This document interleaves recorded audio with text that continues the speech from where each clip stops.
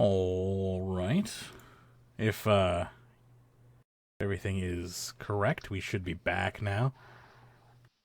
Awesome. When I built this computer, its system boot time was 15 seconds. Just think about this. This computer's a year old, right? A little over a year old, maybe? I don't know. So when I built this thing, its boot time was about 15 seconds.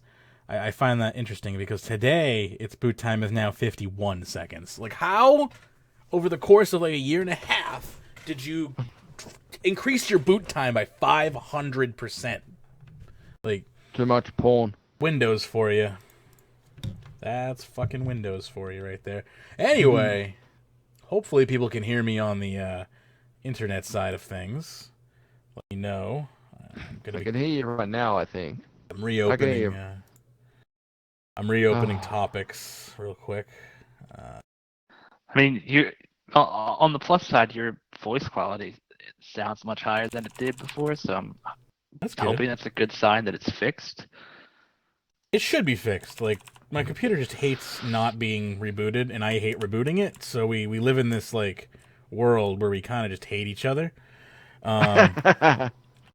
So I think we're okay. So you got like a natural hate-hate relationship. I feel bad for poor Wumpery. It's like the first show is a fucking shit show. Nah, it's all good. Poor bastard. Oh, I hope he'll come back. All right. Yeah, I will. All right. Well, I got. Technically, now it's his second show. Right. Technically, we did. There was an interruption, but we're going to resume. Why am I signed out of everything? Like, this is. I can't. I can't fucking win. I'm done. No chats are being monitored. No live fucking back streams are being monitored. Just fuck everything. I'm just gonna finish the show and just fucking go to sleep because I hate this day. I hate this fucking week. I honestly, I can barely keep myself together right now. So let's just finish this. All right. You know what? I'm not even doing patch notes. I don't feel like doing patch notes. Moving along. Let's do the TLDW for the road to Menaphos before I fucking put a bullet in my head. How's that? So Fayre changes. I don't know. Harley, you want to talk about the Fayre? Has anyone have anything good to say about the Fayre? Please, somebody take this from me before I just leave. It's good. It's good XP if you can actually deal with the lag on Happy Hour. I mean, I think that's one good thing. Like, you can get a couple 100k XP in Hunter, and I'm only like a level 80, and you can get same thing with agility. So I think it's good XP. It's just flawed Happy Hour design. Well, the thing about that, Harley, is now that they've added an extra world, you've got multiple worlds to choose from. Unfortunately, you guys have picked 84, which is by default the Living Rock Cavern world. That's why I've chosen the other worlds, because there's only like 100 to 200, 300 people on those worlds. I'm not getting anywhere near as much lag as what I saw you guys have. Okay, I guess I will have to try one of those different worlds then and see if that helps. That's interesting. I figured there would be a ton of people on them too, but Yeah. Well, if they're less packed, maybe. Well, the thing is, when I hopped the world, I saw there was 1,700 people on world 84. 1,700. Yeah, 84 is like hit 2K. Yeah, hit max a couple times. 84 might have been a bad choice. It's one of my favorite worlds, but apparently I'm not alone in that idea. So perhaps we should just not use 84, and we'll have an easier time because it's laggy for sure. And just for the people who are currently tuned in, there is a happy hour coming up in the French, Portuguese, and German worlds in about 30 minutes. And you can actually change the languages via your RuneScape NXT client by going into the options and choosing the language that way. Cool. Good. So that's how you do it. You go into the game settings and you can change the language, and that will give you those worlds. Yeah. Not right away. You'll have to restart your client. Okay. Then it'll come up in the language that you've chosen. When is the next happy hour? Do you know, DX? It's coming up pretty soon, right? It's coming up in about 40 minutes. 40. 40. Okay, good to know. So, and do you know what world it's going to be on for people who were listening? The French world. Okay. I think for the French worlds, there's only 2 worlds in the French world, so it's both of them. I don't know what German worlds. I'm not sure about Portuguese worlds. I'm assuming there's only a couple of worlds specifically for those as well. Okay, good to know. Good to know. Let's continue on with the TLDW here, shall we? Road to Menaphos. The road to Menaphos. They started up with a really amateurish teaser promo, and they've actually given it a release date. Yeah, now, that so was they not can't exactly back on it now. amateurish. I'm sorry, that teaser promo is... The graphics were great, but yeah. that was not a cinematic trailer. I'm sorry. That was just a teaser. But Well, they've no, done that's better. that's the perfect thing to play on something like Twitch. Oh, it's or- fine. I'm not bashing that. I'm bashing their use of the word cinematic trailer, is all.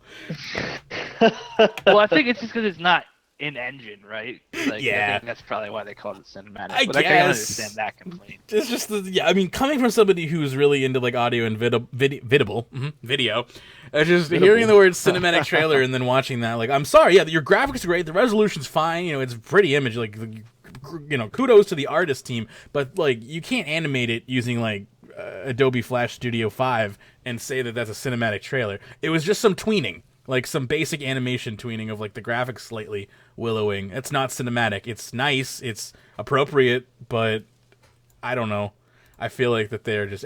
It's all part of the hype, right? Like I'm blowing it way out of proportion, but it's all part of the hype that they're trying to hype for Menaphos, and that's mainly what I want to bring up here. Is they've admitted that they're going to be doing like 5 separate hype cells, if you will, like 5 different little mini kind of press events to hype the release of Menaphos. Good or bad idea?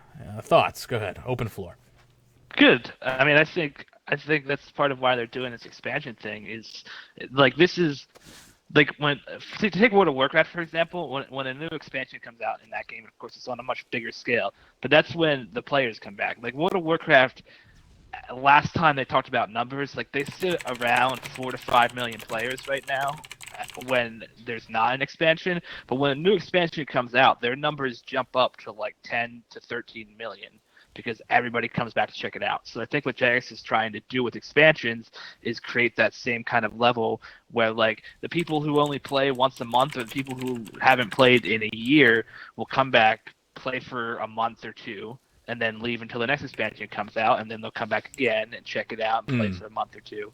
Like that's basically what they're trying to get as a way to bring old players back, but also, you know, hype for new players. Like you hear about Menaphos, and Menaphos is something that a new player could achieve within, like I'd say, 100 hours of the game.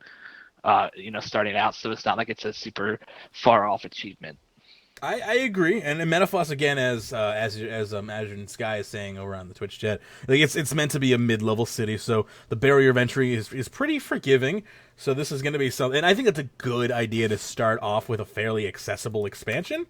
That way, you are pretty much not barring off any of your player base, really. Anyone who's played the game for any amount of time, really. For if you play the game for like 30 hours, you're more than likely going to have access to Menaphos unless you're a quest phobic or something. Go ahead.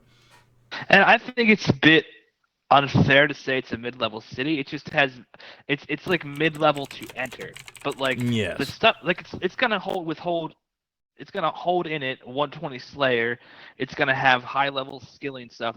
Like the pyramid stuff they've talked about. It's going to be high risk, high reward skilling. And I'm sure that stuff will be something will be accessible to mid-level players, but it will be just as useful to high-level players. It's they're not doing like the Prif thing where they're locking it behind a super high level, which I think is good. You can't have every city be like Prif where it takes close to 1,000 hours for a new player to get there. So they're describing it as a middle-level city, completely different than Prifdinus. So it will not be like a gated community. It will be more of like, I would say probably like a Varrock, where it's open to everyone pretty much. But what Varrock means to me versus what Varrock means to a brand new player are two completely different things. We both can go to Varrock, but what lies in Varrock and underneath Varrock and its long, sordid like history, is something that you experience over time. And that to me is like what I think they're trying to kind of do with Menaphos here is create this city that is layers. Like, to what it is to some person, it may not be to another person, and that's okay. Yeah. Like this for level 50, PVM noob 34, it's it's a Slayer hub where he goes and works on a Slayer. For Magebit, it might be high risk, high reward, 99 plus like skilling. That's I think what's great is I can be right alongside, Slayer noob 34 there who's doing his, Slayer, and we can walk right by the same paths, and I get to see that, low level player walk past me. Whereas if I, am training in Prif, I basically only see other maxed accounts. Like, I mean, most of my time is spent in fairly high level areas, and I posted in our Discord, discord.runeweek.com the other day, a picture as I was walking through Lumbridge to go to the fair. It was just this like noob. He had like a skill total of like 350 something, and he was just fly fishing near the bridge in Lumbridge, and I just thought it was the cutest thing in the world. I'm like, look at him catching some fish in the river. Like, that's his whole life right now. And I just, for whatever, just brought this warm feeling. Wasn't a bot, was it? You know what? That would be the perfect ending to that story. Of course, TS goes right there. But, all I could think was, oh, look at this, a cute little noob, and he's just fishing away, and, like, that's his whole It's little a cute world. little bot. That's his whole little world. He's just fishing salmon and pike, and that's just what he does. But, like, there's so much more to the world, and it's going to open up to him as time passes. Yeah. And, like, that's such a beautiful, like, sentiment in my mind. I've been a bit frustrated with some of the community reaction to Menaphos. There's been, I wouldn't say, it's definitely not been the majority, but there's been, like, heated people on, like, Reddit who have been like, this is just going to be dead content right when it comes out because the majority of the player base is maxed and this is, like, a mid-level city and stuff like that. And I just real quick wanted to remind people that, in case they don't know, so in September or August of last year, I think it was, Jagex had their data stream, and they said that the max amount of players at that time was 9,000. Now, of course, that's like relatively soon after Invention came out, so that's a little bit skewed. But even now, like, a little bit. Well, no, but I mean that was like, I mean, Invention had been out for 6 months, so people had plenty of time to get their max cape back. Like, it wasn't like it was a. It wasn't like it was like a week after or something. So I feel like people who are like dedicated to the game had already remaxed. But even so, you double that number. So there's maybe 20 to 30,000 people who are currently maxed in RuneScape. And as far as like player numbers go, we don't really know for sure. But I kind of did some math the other day. And if you assume that there's about 30,000 people online at a time throughout the entire day, which is basically what it equals out to if you look at the numbers over a 24-hour period, and people play for around 3 hours, that's 240,000 people a day. And then if you assume that the average person plays 2 days a week, that's over 1 million active players. I feel like it's relatively easy to say that we probably have a player base of at least 1 million people who play RuneScape, whether it's once a week or once a month. Like, I feel like that's a pretty fair assessment. I don't know how much bigger than that it is, but I would say it's fair to say that there's at least 1 million active members accounts for sure. Like, that hands down, I think. Whether you could say those are uniques or not, I agree that there's at least an active 1 million accounts for sure. Out of curiosity the other day. Oh, sorry, go ahead. No, please. So I just say that to say that, max players are nowhere near the majority of players in the game.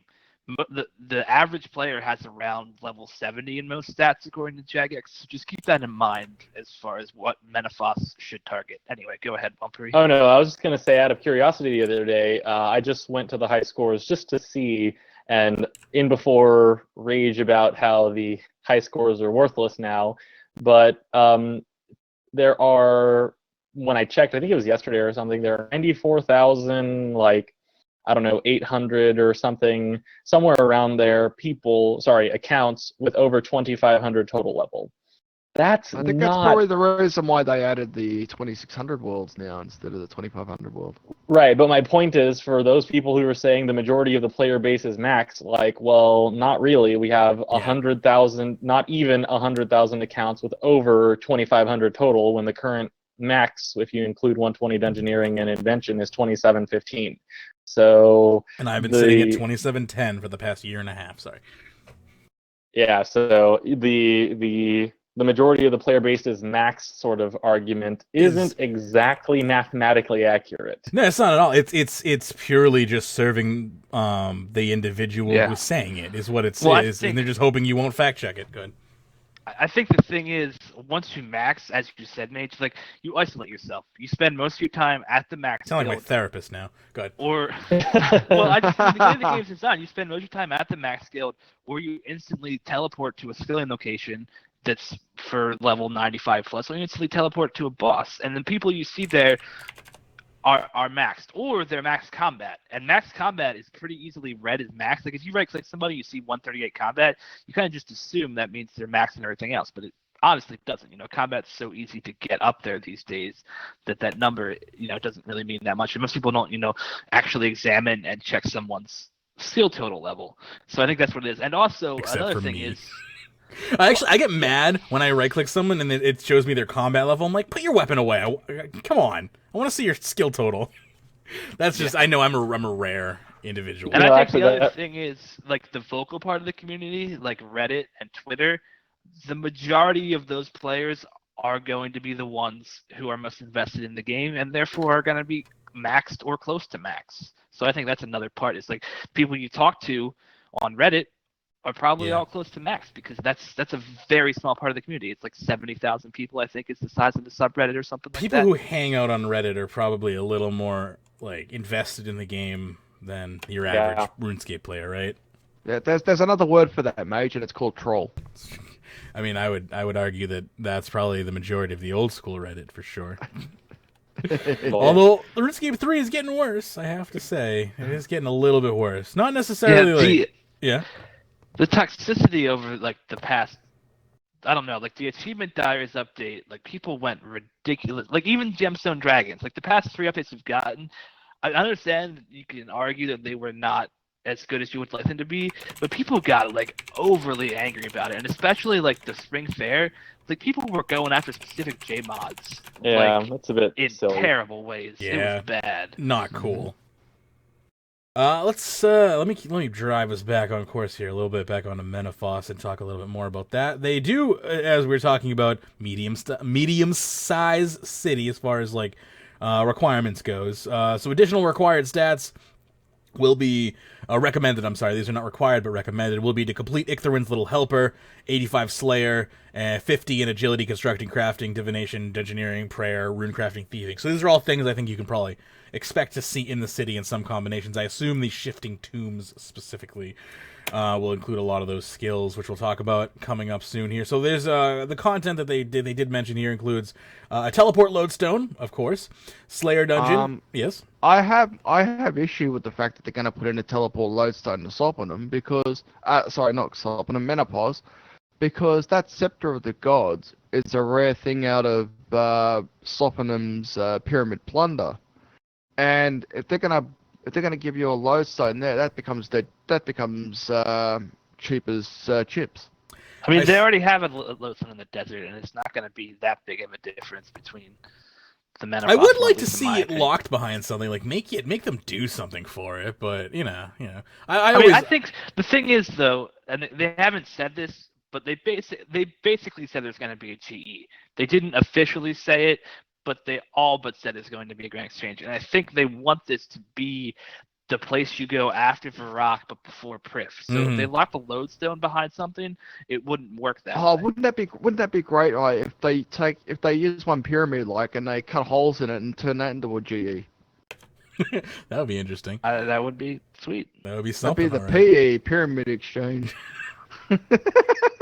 You can do they should just turn the agility pyramid into that. Then you can call it, because I'm doing some PE, so I can get up to the PE at the top of the... Anyway, I'm done. Oh gosh. I'm sorry. Let's continue. So again, Slayer Dungeon located in Sophanum, which I believe... Did they say Sophanum was going to get a little bit of a rework itself to go along with Menaphos? Because I hope that would be... They said Sophanum, and they said the whole desert is getting reworked. Yep. Thank God for that. And I also think that might even tie into the weather system that they supposedly say is going to come out this year, but has been quietly swept under the rug. Well, everything's been slightly something or other. This is and the year of before they surprise. say- Yes, it is. Go ahead, Wumpy. And before it's another, oh, well, you guys stopped talking about it, so we just assumed you didn't want it anymore. Right? That was my It's like, we know it scored like top 3 on the overall wanted for 2017 on that survey we sent out to you, but y'all just stopped Wasn't that talking about it. one? Was that number 1 or number 2? I The think it was weather number 1 or system was 2. in the top 3, which blows my mind. I'm pretty sure. So, yeah, as far as the desert rework goes, people who listen to every podcast episode will know a few weeks back, I and I believe everybody else basically said like that needs to happen with Menaphos. So I'm glad that they took the time to do that. Me too. Like, the desert freaking needs it. It's old. I think the last time we really saw any love was Calphite Queen. Really. My Maybe concern Exile. is they're only gonna my concern is they're only gonna do the top half. They're not gonna do what's underground in the desert area. That's They my might concern not. about They that. might not. I mean, I guess only time will tell. But what exactly Well, they would have you said like? they're reworking monsters. So Yeah. I mean, if they're going that specific, I feel like they might do it underground. But even if like I know that when you know something. I don't know, like they did the wilderness and they did the underground stuff like bit by bit, so they might do it that way. Elite's got a pretty good comment here. Go ahead, I'll let I you can talk. give you an example of an area that hasn't been done up with a graphical rework. The White Wolf Mountain. Underneath the White Wolf Mountain, that has not been done up. Oh, that's got to look weird. Yeah, exactly. Yeah, that does. So fair enough. Like I totally get where you're coming from. Of course, they do have a limited budget of resources, so I assume that they prioritize, and that's probably exactly what happened with White Wolf, right? Is they prioritized what you see more than what you don't see, and that's probably why the underground got kind of left on the cutting room floor, which is sad but realistic when you think about it in a corporate sense. And you want to know, and you want to know something a little bit more stupid? You go to the basement of the Lumbridge Castle, and you look to your left. You see the Ham headquarters where it used to be before the Battle of Lumbridge, not to the right where it is now. Yeah, that's another thing. Like that can get easily overlooked is stuff like that. Yeah. Oh, Well, I think- overlooked, man. I That's think shocking. stuff like that they have to hide though. Like they Yeah. can't move that because like No. the thing about all that stuff is as we learned with NXT coming out, it's like all that stuff takes up physical place. If you've underground. ever Like, played wasn't it around, weird? if you've ever played around with RPG Maker, then you understand how RuneScape maps Yeah. are basically made. It's not like a modern game where you can instant that stuff and not have it be in the 3D world. Like everything. Every in map RuneScape, exists. Yeah, Yeah. has to exist somewhere in the actual loaded world.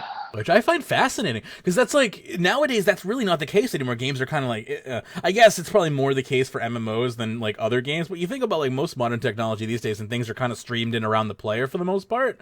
And like, yeah, with RuneScape, it's like these things just physically exist as like files on a server. Well, I think in MMOs, modern MMOs, it's not that way anymore either. Like Probably in not modern MMOs, anymore. you can create instance and not have it have to take up physical world space. Mm. I think that's just a thing of how old RuneScape. I think is. RuneScape It's is still that way. starting to move that way, because as you know, with like shard worlds and like instances and whatnot. But yeah, like 90% of RuneScape is like a physical like creation, which is really kind of cool to think about. But it harkens back to the old days of like when I used to do world design on a if anyone, this is a huge nerdy like game design throwback, but Player Worlds, if anyone remembers Player Worlds, I used to host and develop my own server, and those types of maps are very similar to how RuneScape works. Is you just have a large black area and you use it to the best of your ability, because you only have so many of those available.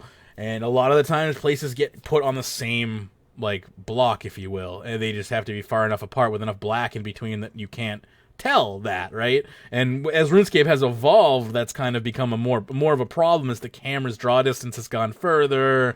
And if you RuneScape Classic, you couldn't even bend the camera up or down. Like, keep that in mind. It was just a 360 spin, so they could hide things that way. As well, now the camera is like full, it's practically full range. You know, if you take into consideration the Orb of Oculus and whatnot. So yeah, a lot of work needs to be done in that realm as well.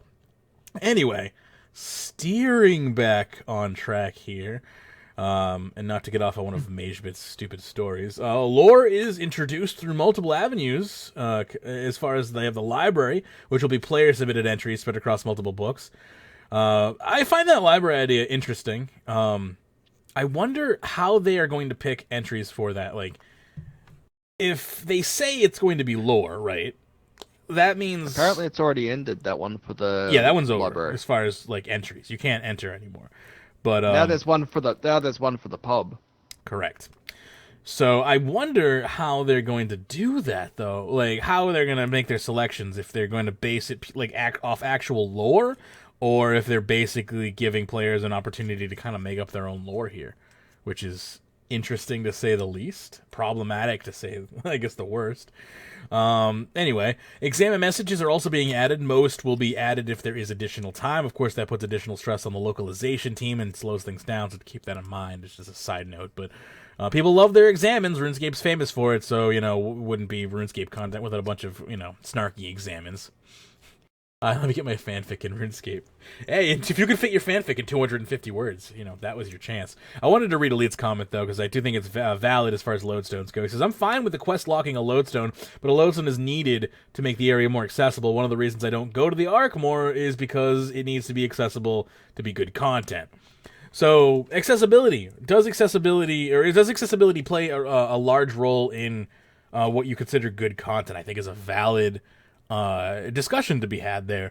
There's plenty of content out there that I think is not accessible, but still good content, easily accessible at least. Like, for instance, if you're not maxed, like every boss requires some level of travel to kind of get to them, and then you become maxed and you realize like how much time you've wasted getting to bosses in your life. Like, it's stupid. Go ahead.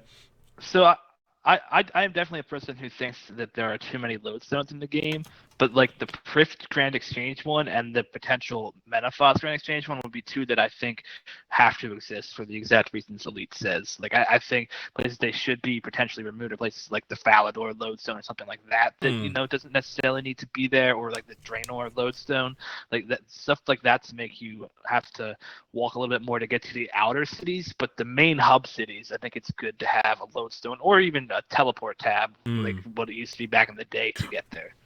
You just brought... I have to sidetrack briefly for a second there, because you just brought something up in my mind that I just remembered from yesterday. So just a little anecdote that happened at the happy hour last night.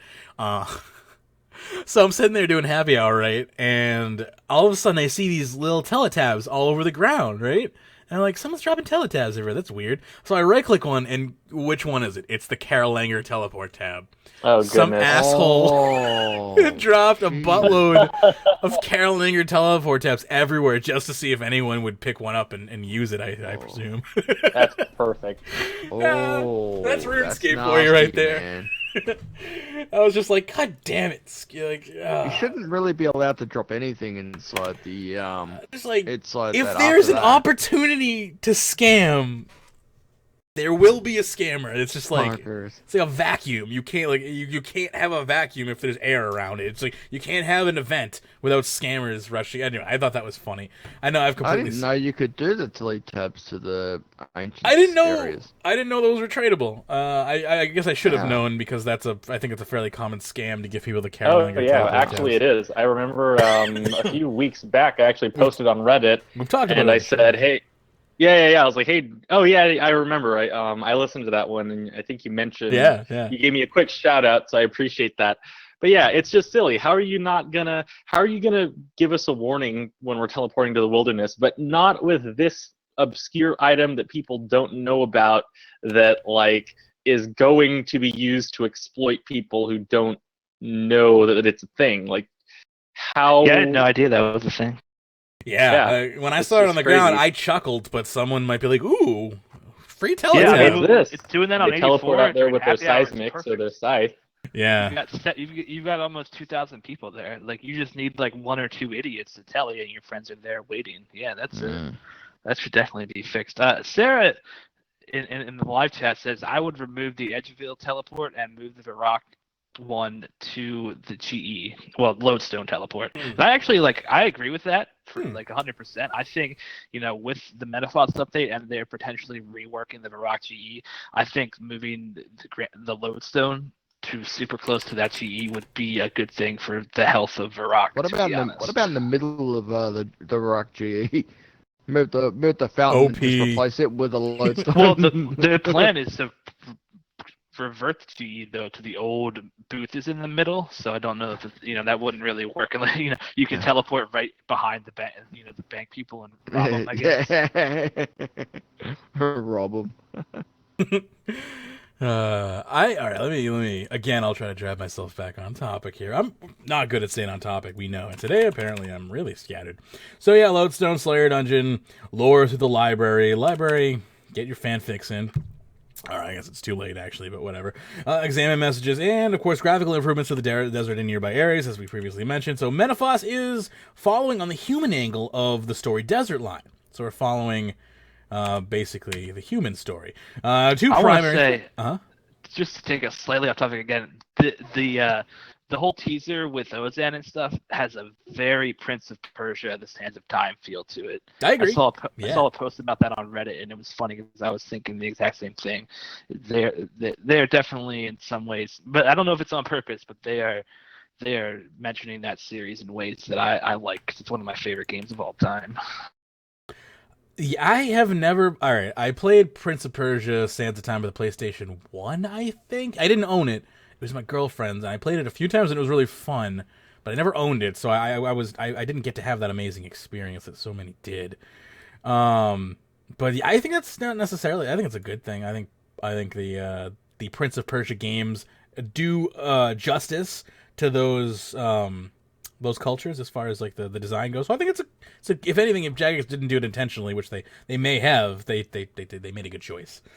Let's see here. So two primary threats include political differences, the focus of Menaphos, and gods such as Krondus, Apmeken, Amasket, etc. And the city is opened up to the player as a peace convoy from Al-Kharid. Probably Ali Morrisine, I imagine. I imagine Ali Morrisine or the Prince of Al-Kharid. Hopefully they take this time to rename some of the desert NPCs, because they're all named Ali. Like, the desert is an extremely racist place. There's a story behind that. Smart. Do you know the story behind why everyone's named Ali in the desert? No. All right, there's a story behind it, and it has it's I'll bring it up here. It says Ali is a common non-player character name in Gielinor, especially in the Kadarian Desert. Its use became common when the mayor of Polyvinch passed on, writing in his will that his fortune would be left to Ali. When no illegitimate contender surfaced, a huge number of Polyvinchians had their names legally changed to Ali in an effort to claim it. The practice of naming children Ali has since become a tradition, mainly in Polyvinch. So that feels like that is Jagex's backpedaling. Yeah, it is Jagex's backpedaling to not be racist about it. I don't know if it works, but I mean, it's a good try.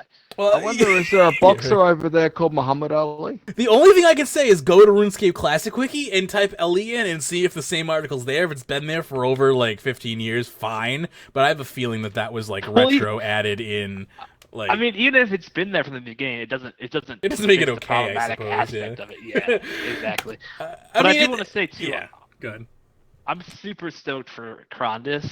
Like, she's one of my favorite gods. I'm super stoked to see her finally get like a much more main storyline. I honestly don't know anything about Krondus, so I'm excited to learn more about them. It's a crocodile head. That's all you need to know. That's freaking true. Badass. Okay, that's what you're going on. I guess you're going on about as much information as my pledge to Zeros is his color is purple. So, fine. Yeah, pretty much. Zeros is... Okay, guys, I just need to let you know something really important here. Zeros is officially, objectively, irrefutably the #1 best god in all of RuneScape. Period. No. End of story. What is your evidence for this claim? That's the claim is self-sufficient. I'm just going to go off that. I won't deny it. No, so actually, what it is I was back when I was noobier, and before someone says "lol," still a noob. I was actually obsessed with the ancient spellbook, freaking awesome, and then the ancient curses, and then I got my set of Virtus robes. It's like, oh man, this stuff looks really cool. This is like really top-notch gear. And so at that point, I devoted my life to our Lord and Savior Zeros. And then I'm very happy to discover that the highest level prayers and the 92 wand and orb are all Zerosian. So 10 out of 10 would follow. Zeros has always gotten like the most badass like combat stuff for sure. Like, and I think that's maybe also had originally led me to Zeros a little bit back when I was into combat a lot. Before they ruined it. No. But yeah, no, I like that's definitely one of the reasons. Good. I like speaking from like an objective, like it's Zeros cool thing. Like, yeah, I like Zeros. He's but, like, edgy as from fuck. a lore perspective, he's a piece of trash. He is. He's a power hungry piece of trash. Like he only cares about that's himself. where that's kind of our common ground, actually. Whoa. Triggered. Okay, no, look. Okay. So the Elder Gods are going to destroy the entire universe. Apparently that doesn't really matter to too many people, but it kind of does to me, because I would sort of like to not get annihilated. And so Zeros wants to gather all the Elder artifacts and somehow use their power I will argue, commune with the Elder Gods in order to become one, in order to prevent the annihilation of the universe. But right there, that's his real plan, though, is that he wants to be an Elder God. Everything else, he's basically Rick from Rick and Morty. I don't know if you're a Rick and Morty fan. Yes, I would agree with that. I just watched episode 1 of season 3, and after seeing that, Zeros is basically Rick. Like, he's like, I want no spoilers for either Zeros or the new season of Rick and Morty, but like, he everything he does seems outwardly good for everyone, but secretly it is all about advancing his own agenda. And I don't have a problem with that. If he becomes an Elder God and he prevents us from destroying the universe, who cares? I'm kind of with you there. The destruction of the universe. Yeah, how is that not a good thing? Zeros doesn't care about the other people in the universe. Like, Zeros does not give a crap about He that. wants to be an Elder God. Though. It doesn't matter to me if he cares about the others in the universe. The fact is the universe wouldn't get destroyed. How can you not be on board with that? As a World Guardian, specifically... somebody else could save it. Exactly. I mean, as the World Sarah's Guardian... certainly not going to do it. Yes. I have to say, first off, as the World Guardian, we have a very unique stance. Is like, the universe can be destroyed and all this stuff, but if anyone has any protections, it's us. And like, we should be using that kind of ability and amnesty for the good of, the existence of all life. And like, I'm all for helping Zeros, but who's not to say that I'm not pulling a Zeros on Zeros himself? Maybe I'm the longer con, huh? Once we get right down to when he's about to become the Elder God, what if I become the Elder God and I pull the fleece over his... I would be in favor of that. I would vote Magebit for Elder God 2K17. so that's our new hashtag. Raven... Vote for Magebit. If Raven is writing... RuneLabs. If Raven is writing this storyline, this plot, there will be a way to usurp whoever the final god is, because I have a feeling... that actually they might actually make that dynamic. Like, how could you not make that dynamic?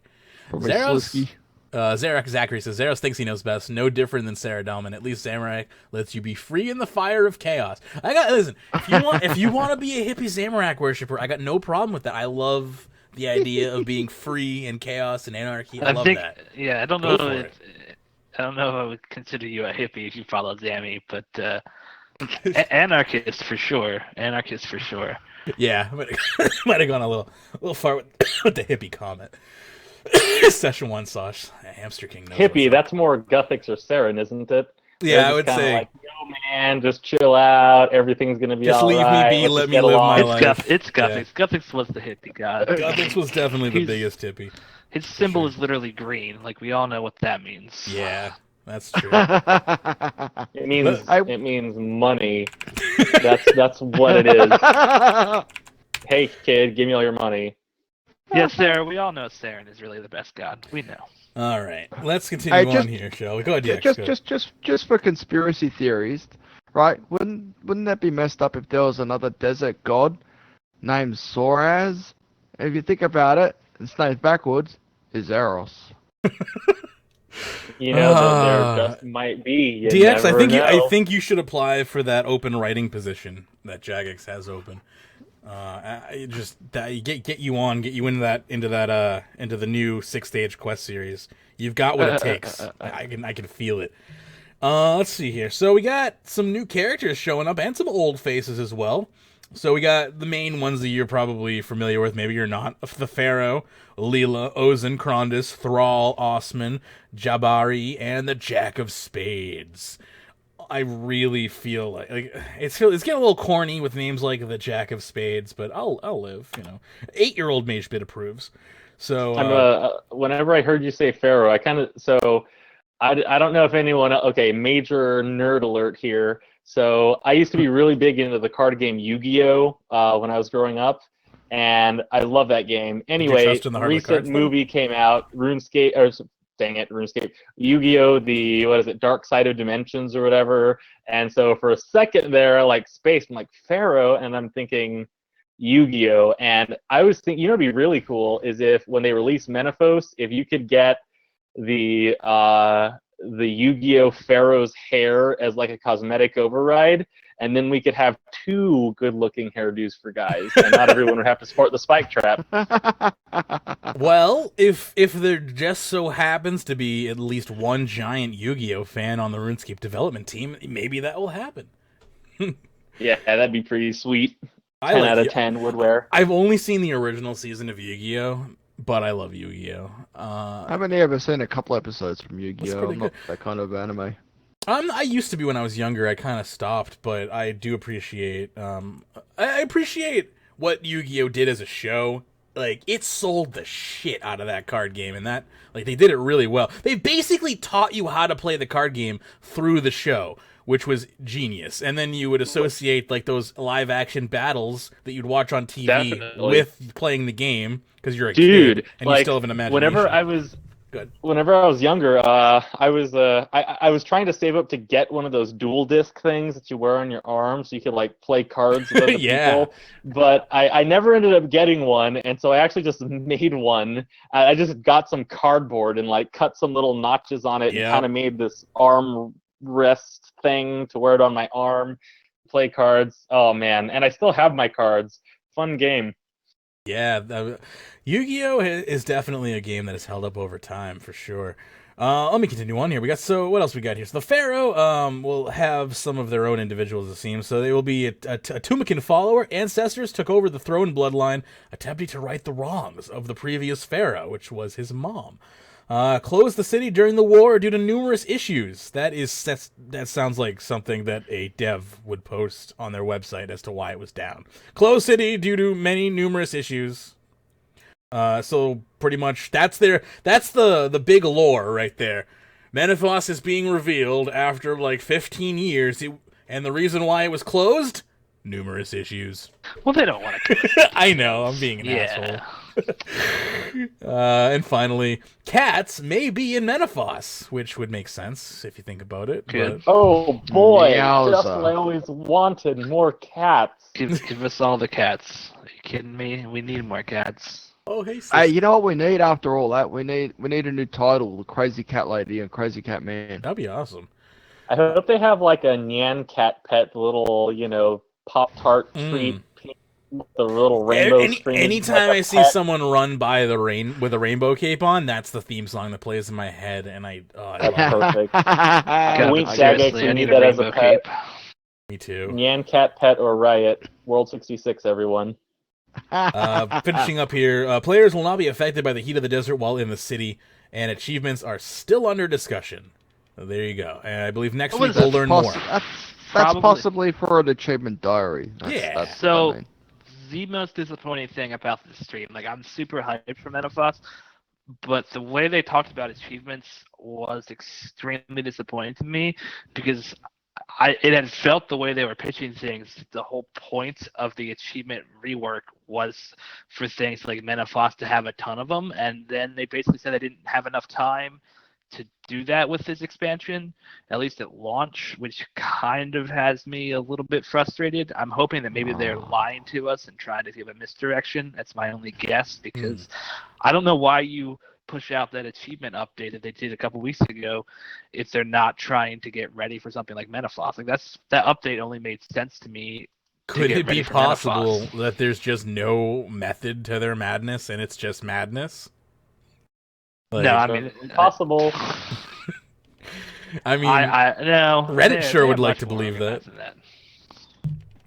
Anyway, we're going to continue on here and keep talking about Menaphos. We have a post by Why So Fishy coming from the RuneScape official forum, so stand by here. He says, Menaphos isn't an excuse anymore, honestly. Jagex is making millions every year and obviously is well-staffed due to the amount they make. If they have roughly 30 total developers, maybe more, working on Menaphos, I'm sure it's way... I'm sorry, it was badly written. I'm sure it's way higher now than Menaphos should have been done ages ago. Jagex already knew what they wanted to do with Menaphos back in RuneFest time, and before that, likely. Honestly, looking back at it, the large updates we've had this year so far is next AOD. Actually, that's it. All the other updates were small pieces of content that should have only required minimal work. No lore updates or god content this year so far. Seriously, what the fuck is going on, Jagex? As a longtime player, I know that we used to have new content every month to keep us playing, but at this rate, there's nothing to do in RuneScape. Menaphos should have only taken up 1 month's worth of content, not half the damn year. There's many things wrong with this sentence. The only reason I'm keeping my subscription going right now is because OSRS has some damn great updates lined up, and I'm really looking forward to them. So one of my favorite things about the internet is that people get mad about literally anything. That's just the best part about it. And I don't know. So my question for this guy is, does he own or operate or manage, a multi-million-dollar company with lots of employees? How does he know how long an update is supposed to take? Like, okay, no, he's a master game designer, obviously. I mean, come on. Yeah, I mean, I has the credentials to post on the RuneScape official forums. He clearly has. He clearly knows what he's talking about. Yeah, his laurels precede him. He can make a post. But seriously, I mean, who am I to question his judgment? I mean, he would probably know better about how best to distribute human capital than those who manage honestly, Jagex. But it's silly that Jagex hasn't hired him after making this post. I wish that was done reading this. I'm not. The memorial to Guthix would be a large update, and I would also say Gemstone Dragons would fall under that. I'd argue you with the memorial. I'd say that's a medium update, but I agree with you on the gemstone. That's a pretty large update.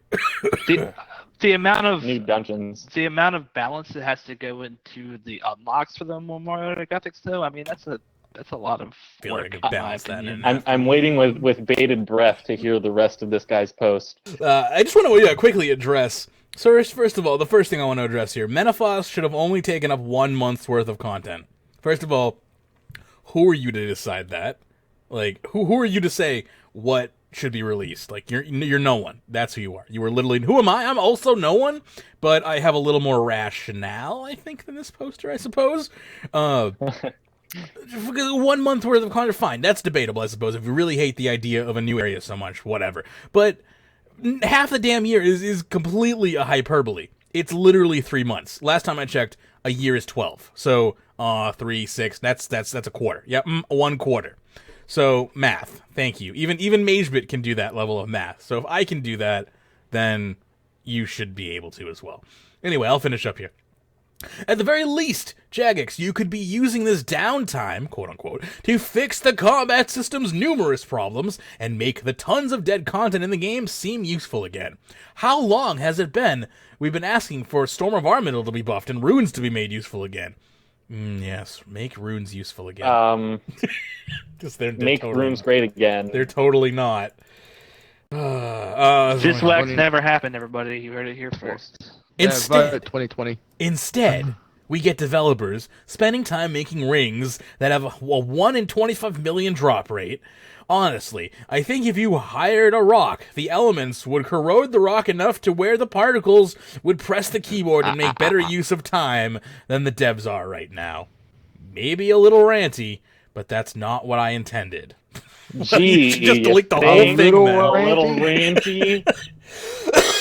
I let you. Lump, you're right. Like, you can't just be mildly, upset or, mildly inconvenienced. You have to be completely and utterly outraged online. There's no... He's not mildly upset, he's mildly butthurt. Yeah, there's no, like, I'm just, like, slightly, you know, put off by this. It has to be the end of your, like, existence. Like, to make a post. World. Like, it's just ridiculous. So I'm pretty sure the board members at Jagex spend about 87% of their time reading posts on Reddit and the RuneScape official forum, and then they plan out everything they're doing with their company based on this type of feedback. I'm 1,000% certain that's what they're doing. And this person who complained, never fear, they're gonna fix exactly the things you said because they don't have any other priorities. And they were waiting for him to post that. Like, they've been waiting. You know, they were actually for a direction. They didn't actually know what they were going to do until this wonderful person. Yeah, they were decided literally to give them this all important feedback. They've been working on Menaphos because they have nothing better to do. They just didn't know what to do, and finally, this person has come along and given them a direction, and now we can actually get the content that we need and deserve. Thank you, Why So Fishy. I love this comment from Imp Sparta. They put too much effort into useless stuff. It's better to have one great update once a month than have one crap update each week. The fact that they haven't ditched the idea of bank bidding, so they are actually wasting the time of development with this, even when it's going to be scrapped eventually, is such a thing. Look at Angel of Death, overhead prayers, really? Another few hours wasted for patching? Gem Dragons, another few hours wasted for patching. I'm wondering if they have the game testers out there. I love people who think that patching is a waste. Like, no developer can release an update and not have to make changes to it, especially in a freaking MMO. Like, that's not how it works. You release content, it's either underpowered or overpowered, and then you patch it to fix those issues. When stuff like, it's funny because when stuff like, I want to go back to the days where things shipped with permanently just broken content. Like, there's no way to fix it. I want read-only memory discs shipped to my house. Jagex, I want you, like, go to, like, a Netflix model. Like every quarter, you get a DVD or a Blu-ray in the mail filled with content to update your Jagex client with. And it always frustrates, too. I mean, this is human nature, right? So I know that part. But, like, people will complain about stuff like Gemstone Dragons, but they ignore stuff like Nightmare Gauntlets. Nightmare Gauntlets were dropped like candy for the first couple months of the Nightmare Muspa, and then they finally came in and said they're barely going to drop unless you were on task, which is how it should have been from the beginning. But sometimes you need to release a piece of content and then make the balance changes later. That's just how it works. And people, but you know, if the bank errors in your favor, you're totally okay with it. Yeah, I am. I'm also saying that if the bank errors in your favor, you ignore that, and then when the error makes the content a little bit underpowered, it's the end of the world. Oh no! Yeah, if you gain $20 by accident, you ain't gonna say anything. But the second you notice you're missing $20, it's all hell breaks loose, right? Like, it's always only when something doesn't go in your favor that you want to talk about it, and that is Reddit in a nutshell. That's the internet. That's people. We love complaining as a collective consciousness. The human existence loves to just complain about stuff, and I'm right there. I mean, podcast is like 60% complaints. No. Anyway, let's continue on here. Before we go on to the next part of this, I just want to mention right now that the happy hour for the French, Portuguese, and German worlds is now active. Very good. Thank you very much. Let's see here. Constructive criticism of the current state of PVM by Not Tyrant. This is coming from Reddit. And this has gotten so much ado since it was posted, so let's go through it here. It says, before I start, I would like to say that I absolutely enjoy RuneScape. It has been my favorite game to play since around 2008, and I still get excited wondering what update will be around the corner. However, there has been one aspect of RuneScape that has worried me for a while, since around the release of God Wars Dungeon 2, and makes me nervous for something like 120 Slayer. This aspect is PVM, specifically the path that PVM seems to be taking. This is not just some crazy rant, but some constructive criticism on the issues of recent PVM experiences, including both bosses and Slayer creatures. This will be extensively long, so buckle up for the ride. Note that both bossing and Slayer will be discussed here together. The good. Firstly, I should discuss what works extremely well for RuneScape PVM in my personal opinion, and things I'd like to see more of in future PVM encounters. 1. Fast-paced, rewarding encounters. In this age of technology we are in, the ability to focus on one thing for an extensive period of time is scarce.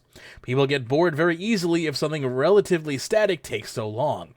This is exactly the reason why Rise of the Six is my absolute favorite boss encounter. It manages to still be rather difficult and require team coordination, despite the fact that a relatively decent team can get kills in the range of 30 seconds to a minute long. There are endless strategies people have come up with to improve times that truly make the player feel in control of their kill times. It is a fun, chaotic fight that truly outlines why EOC was necessary, not to mention that Rise of the Six has a very consistent 8 to 12 million GP an hour rate. It would be nice if ideas like this could be used for developing some fast-paced Slayer tasks or other bosses. So first up, with the first one, agree or disagree? Anyone feel free to attack at that. I personally don't have any points that I disagree on here, but I'm pretty far removed from combat at the moment. So, yeah, I definitely agree. The great thing about Rots is if you mess up a kill, you only are down like a minute or two, whereas, say, Virago or Yakimaru, it's a huge inconvenience to the rest of the team if a key person dies, and now everyone has to, especially at Yakimaru, you have to reform the whole team, and now people don't want to go back, and now you have to find two people, and you might have to do puzzle again, and it can be really, really stressful. The boss fight for Yakimaru actually isn't that bad. For me personally, even having a lot of Yakimaru kills and a fair bit of experience and a fair bit of people who are always asking me to go, it's still pretty stressful sometimes getting a team together and then just getting a kill done and out of the way. Rots is basically on the opposite end of that. You can do groups from 1 to 4, and so you don't need 10, which is really nice.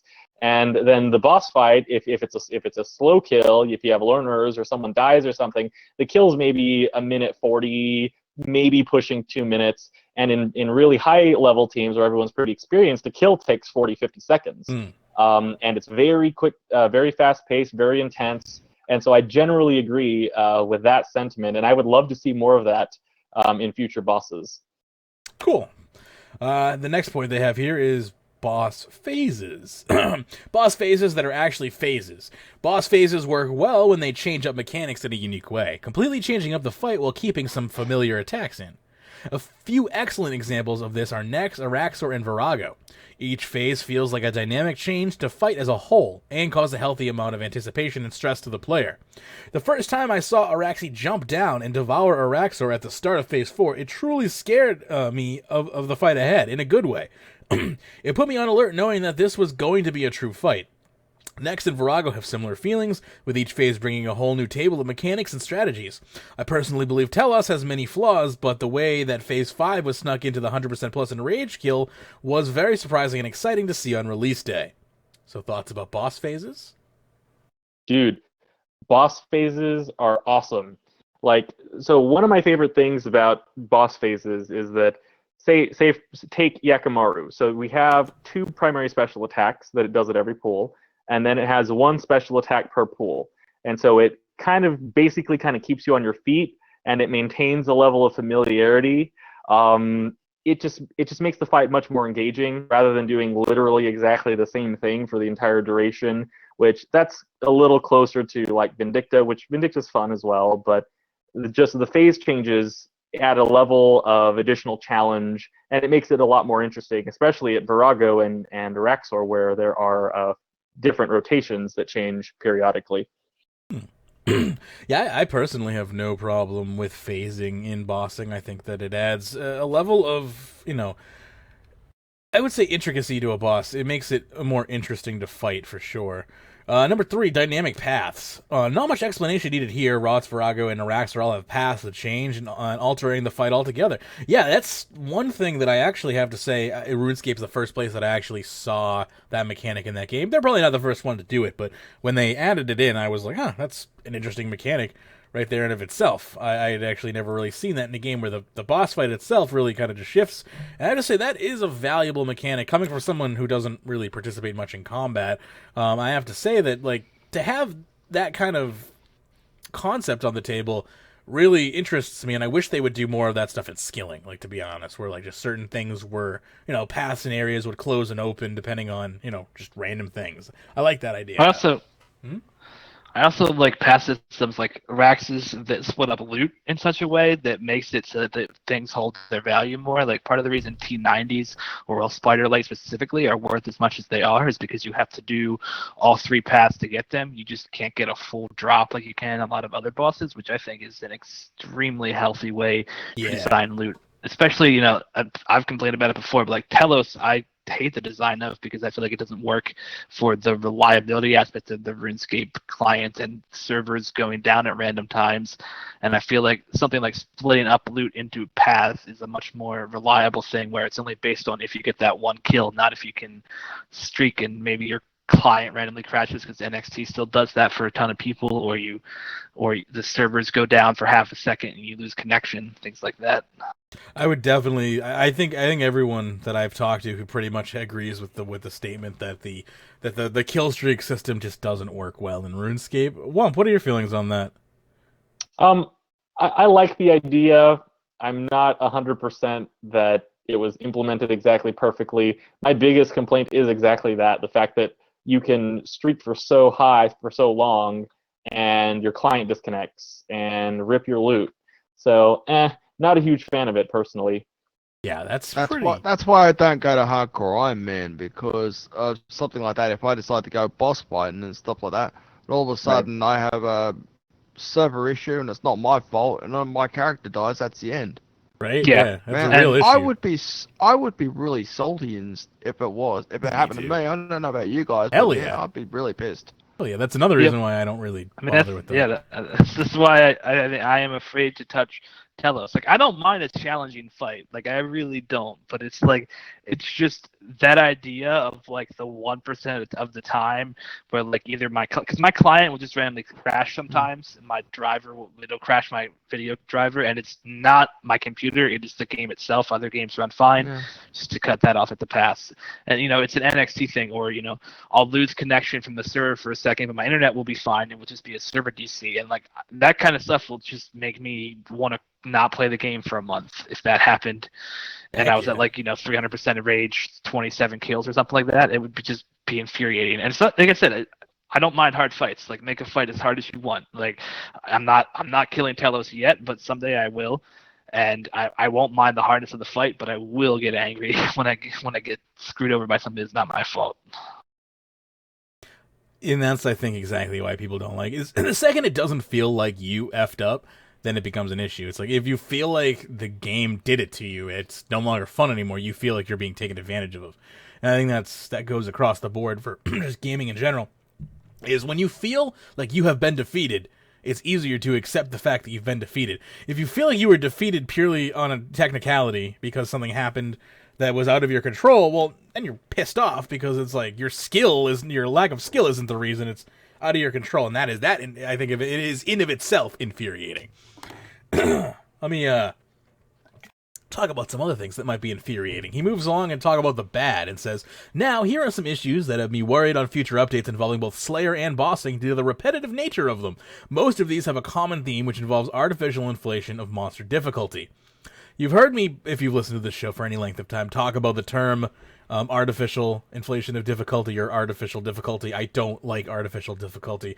Adding invulnerable phases is artificial difficulty. Things like that just make a fight longer and then calling it harder. Like, length is not necessarily equal to hardness just because of length. I feel like there's a "that's what she said" joke hanging out somewhere here, but I'm not clever enough to make it. Probably. It's pretty deep right there. Anyway, yeah. Never mind. So the first one here is high HP thresholds. Increasing hit points to an astronomical level does not make a PvM encounter, whether Slayer-based or bossing-based, difficult. It just creates a boring instance of a war of attrition. And I've been saying this for years, and I completely agree with this person. In the highest, like, more HP does not mean more difficulty. It just means it's going to take longer. And that's not difficulty. That's boring. It's frustrating. We were told God Wars Engine 2 bosses were going to be Nex-like in difficulty. Upon release, the only thing Nex-like about them was the 200,000 HP slapped onto the bosses. This only pads time to kill, but does not actually make the boss any difficult, since they have easy mechanics. This issue... Yes, good. This is where I start to, like, super disagree with this guy. because God Wars 2 is a fantastic update.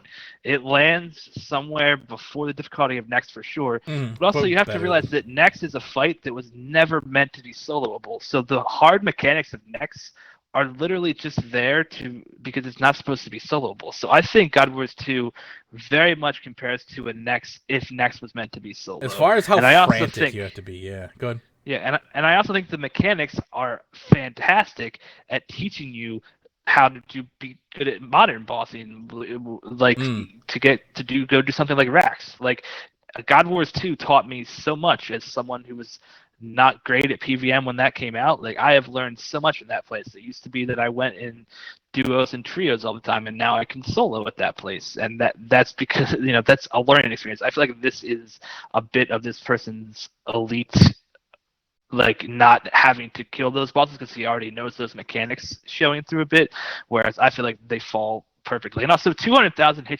HP, it's just not that much. Like you melt a good PVMer can kill every God Wars 2 boss in a minute. Like it's the HP is not a problem there. Yeah. I do to a point agree with the more HP does not equal higher difficulty, but to a point it actually does. Like in order to kill a boss in a minute that has 200,000 HP, you have to have your DPS rotations down pretty freaking solid, and the God Wars 2 bosses are a great place to learn that. If you get really good at understanding your abilities and timing when to use them and knowing when cooldowns and stuff are going to be available, that just sets you up so well for Raxor and Yakimaru and Rots and kind of everything. It actually matters a lot. Yeah, I totally agree, and I agree that in theory, more HP is a bad thing, but I don't know that I can't think of a single example in RuneScape where that is an issue. I don't know I haven't done like super high level stuff like Virago or Rots or AOD is what I meant to say. I haven't done any of those, so maybe that's a place where it becomes an issue. But like speaking of the bosses I've killed, like Rax or God Wars 2 or Original Next, like I don't think HP is a problem at any of those bosses. I mean, if they were to take the God Wars 2 bosses and make them 2 million HP, okay, yes, that would be a bit ridiculous. But 200,000, yes, in theory, a lot of extra HP is kind of pointless. Like take Linza, I believe, that they added to the Barrows, the regular Barrows encounter. That's a bit much. But for pretty much everything else in game, I would have to disagree. I think pretty much everything is at a fine HP. For the most part, even Angel of Death, if you take a learner group, a slow kill is going to take 11 minutes, and that's if you have a bunch of people making mistakes and DPS rotations are off. I believe the record is something like 4 minutes 37 or something. So he's correct that it could be a problem currently, except for maybe Linza. I don't really see a problem with current HP thresholds at all. And I just really have to kind of rely on what I hear from other people. But I guess I have some of my own experiences with God Wars 2. I don't personally, coming from someone who doesn't necessarily have advanced PVM skill, but does have advanced PVM gear, I can surely say somebody who is, I would say, average at PVM, and can go, and when I go to God Wars 2, I don't have a problem with the HP. And that's but that's max combat, max gear, Yeah. And in moderate skill, I suppose. So, I mean, if I was coming from a point where I was like 110 or something, yeah, I maybe would have a different argument, but I don't think HP is a problem either. He continues on and says, this issue is more pressing when it comes to Slayer. Slayer tasks should be just the right time, not too short where your favorite task is over, but not too long where it gets repetitive. Rune Dragons are somewhat fun when you start the task, but their 6,800, 250 HP eventually becomes tiring to deal with. Which kind of ties into what Elite Power said. I avoid Rune Dragons because, to me, they take far too long rather than being challenging, and why I'm not thrilled about Gemstone Dragons hitting 120 Slayer will be similar. Hopefully, Gemstone Dragons are just one of many different types of monsters we'll see, but go ahead, Harley. Well, and I think, here's the thing about Slayer, though, is, like, we have a bunch of monsters that you can just tear through with a scythe.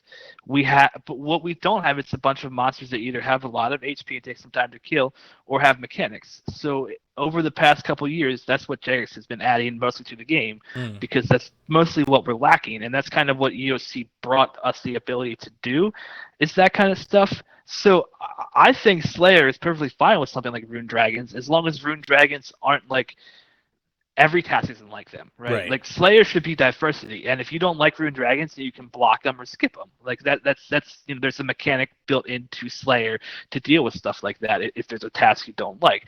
But for the people who do like those tasks, it's a good thing. And Rune Dragons are a fantastic moneymaker, and I think that's where the value trade-off is. And also, Matrix didn't read this part, but he compares the HP to it's over 1.5 times more than General Grador, which is like a super unfair comparison to make, considering Grador is a 10-year-old boss versus a 2-year-old Slayer monster. Like, sure, they should buff God Wars 1. If you want to talk about something they should probably do, maybe they should update God Wars 1. But that's a completely different. Don't do that yet until after I've beaten all the bosses. Okay. Well, okay. I think it's a good thing to have, diversity, because like it's pretty easy for us to think, oh, everyone has top end gear. Like they, and we talked about it a little bit earlier. Not everyone is there, and so for me, like back in 2007 when God Wars 1 came out, that was like the big thing, and all the top PVMers were going there, and nowadays that's more sort of a lowish mid-level bossing, and when you have a new person who's trying to get into it, now we have a nice ladder basically of sort of lower mid-level tier stuff, and then we have higher mid-tier, and then we have the high tier, and so it's a nice progression. I imagine they didn't plan it out this far. In 2007 they weren't thinking about, oh, we're going to release Telos, but it sort of played out that way. So I mean, I don't know. I think generally the bosses as they are make for a very good sort of learning and progression experience for new PVMers. And same for Slayer. I agree with the diversity argument, and I hate Ripper Demons. I call them Skipper Demons, which is the common joke. And I don't know. I don't see an issue with it. And if someone is like laser focused on how terrible the Gemstone Dragons are, you can just like not do them. Like, wow, what an amazing concept. And it's interesting too, because like Ripper Demons, I mean, I find them frustrating, but I do that because it's amazing XP, and I know at some point I will get good enough that they won't be frustrating anymore. But like that, it depends what the trade-off there is. And the interesting thing I learned about Gemstone Dragons is someone said that they are about 300k XP an hour and about 2 mil an hour. So that's basically a task that is balanced between money making and XP. You don't make a ton of money, but you get decent XP at the same time, which to me is a good mid-level Slayer task. And they got poo-pooed at launch, and honest, they changed the drop rates, so fair enough. But like where they've ended up, to me, personally at least, is actually a pretty healthy place to have a monster. And once again, just adding more diversity to Slayer itself. I agree. I mostly agree as well. Sorry, I'm having some back. I absolutely love that. I love that term, Skipper Demons. Man. I love it. I'm going to steal that from now on. Have at it. Next up here, improper use of affinities in defense. Bosses like Araxar are very good at using affinities as a proper mechanism. By utilizing the combat trial, the boss spawns with a weakness based on its own combat style. This works perfectly to encourage the following of the combat triangle in order to make the fight significantly easier. In terms of defense in PvM, it works well as a soft cap on who should be able to fight this boss. It should make it possible for people to learn a boss in worse gear, but significantly favor better gear more. Telos is an example of what affinities in defense should not be used for. Telos's affinities are so demanding that even people with every possible accuracy boost will still miss constantly.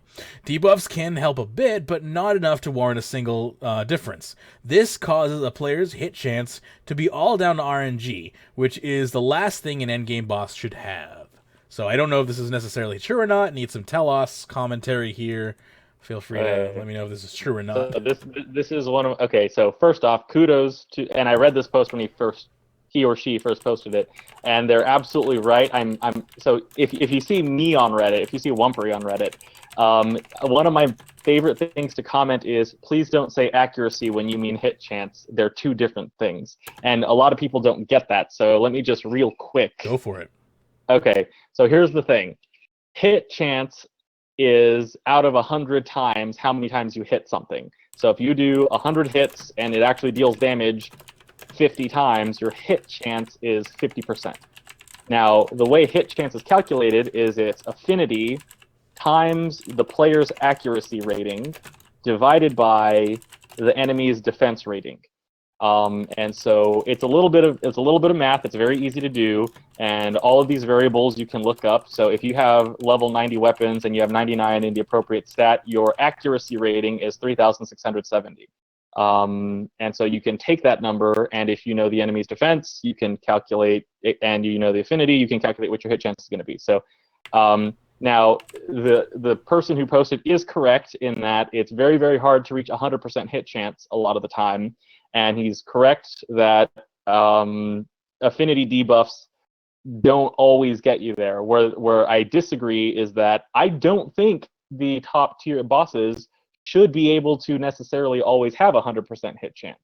The reason for that is if you miss an important hit, that requires you to adapt and improvise, and that only pushes the player farther in terms of their ability to PVM well. That pushes your skill up whenever things don't go perfectly as planned. And if you're arguing against RNG, abilities have a very, very wide range of damage. Like, take the ability Dragon Breath. Dragon Breath can hit as low as 39.6% of your ability damage and as high as 188% of your ability damage. That's a really wide margin. And so if we want to complain about RNG, we could just completely do away with any variation in actual damage that abilities deal. So I don't really buy that RNG is terrible argument. Yeah. It's not like and I know this is approaching the slippery slope argument, but like, where do you stop? Okay, so we're going to have flat damage numbers across the board for combat. Like, what are we going to do for clue scrolls? Are we going to say exactly after 3,000 clue scrolls you're guaranteed a third age die or whatever the drop rate is? So it's a non-argument to me to say that RNG shouldn't play a factor here. That's nonsense. I would totally 100% agree with what you're saying, Wumpery, and I think like he's basically arguing about removing a thing that is basically the foundation of RPGs ever since things like Dungeons and Dragons were created. Like in D&D, you roll a set of dice, maybe you hit, maybe you have a critical miss, and that's part of the game. And that's right. The same thing with RuneScape, which is completely based off of things like D&D, and removing that changes the type of game you're playing. Like, if you want a game where you have guaranteed hit, go play Call of Duty or go play Halo or go play Overwatch. Like, that's guaranteed hit if you hit. Right. Come play Overwatch with me. I'll see what you guarantee hit. Sorry. So I mean, so there are games. So like, there's a MOBA I play on iPad. It's called Vainglory, and it's similar-ish to League of Legends. And you can actually mathematically figure out, okay, if I have these items and I hit the target, it's going to do exactly this much damage. And you can mathematically figure that out. And so, the professional players all like geek out over the math to figure out what are the optimal items, blah, blah, blah. And so that's cool. That's legit. That is a way to play a game. But RuneScape isn't that.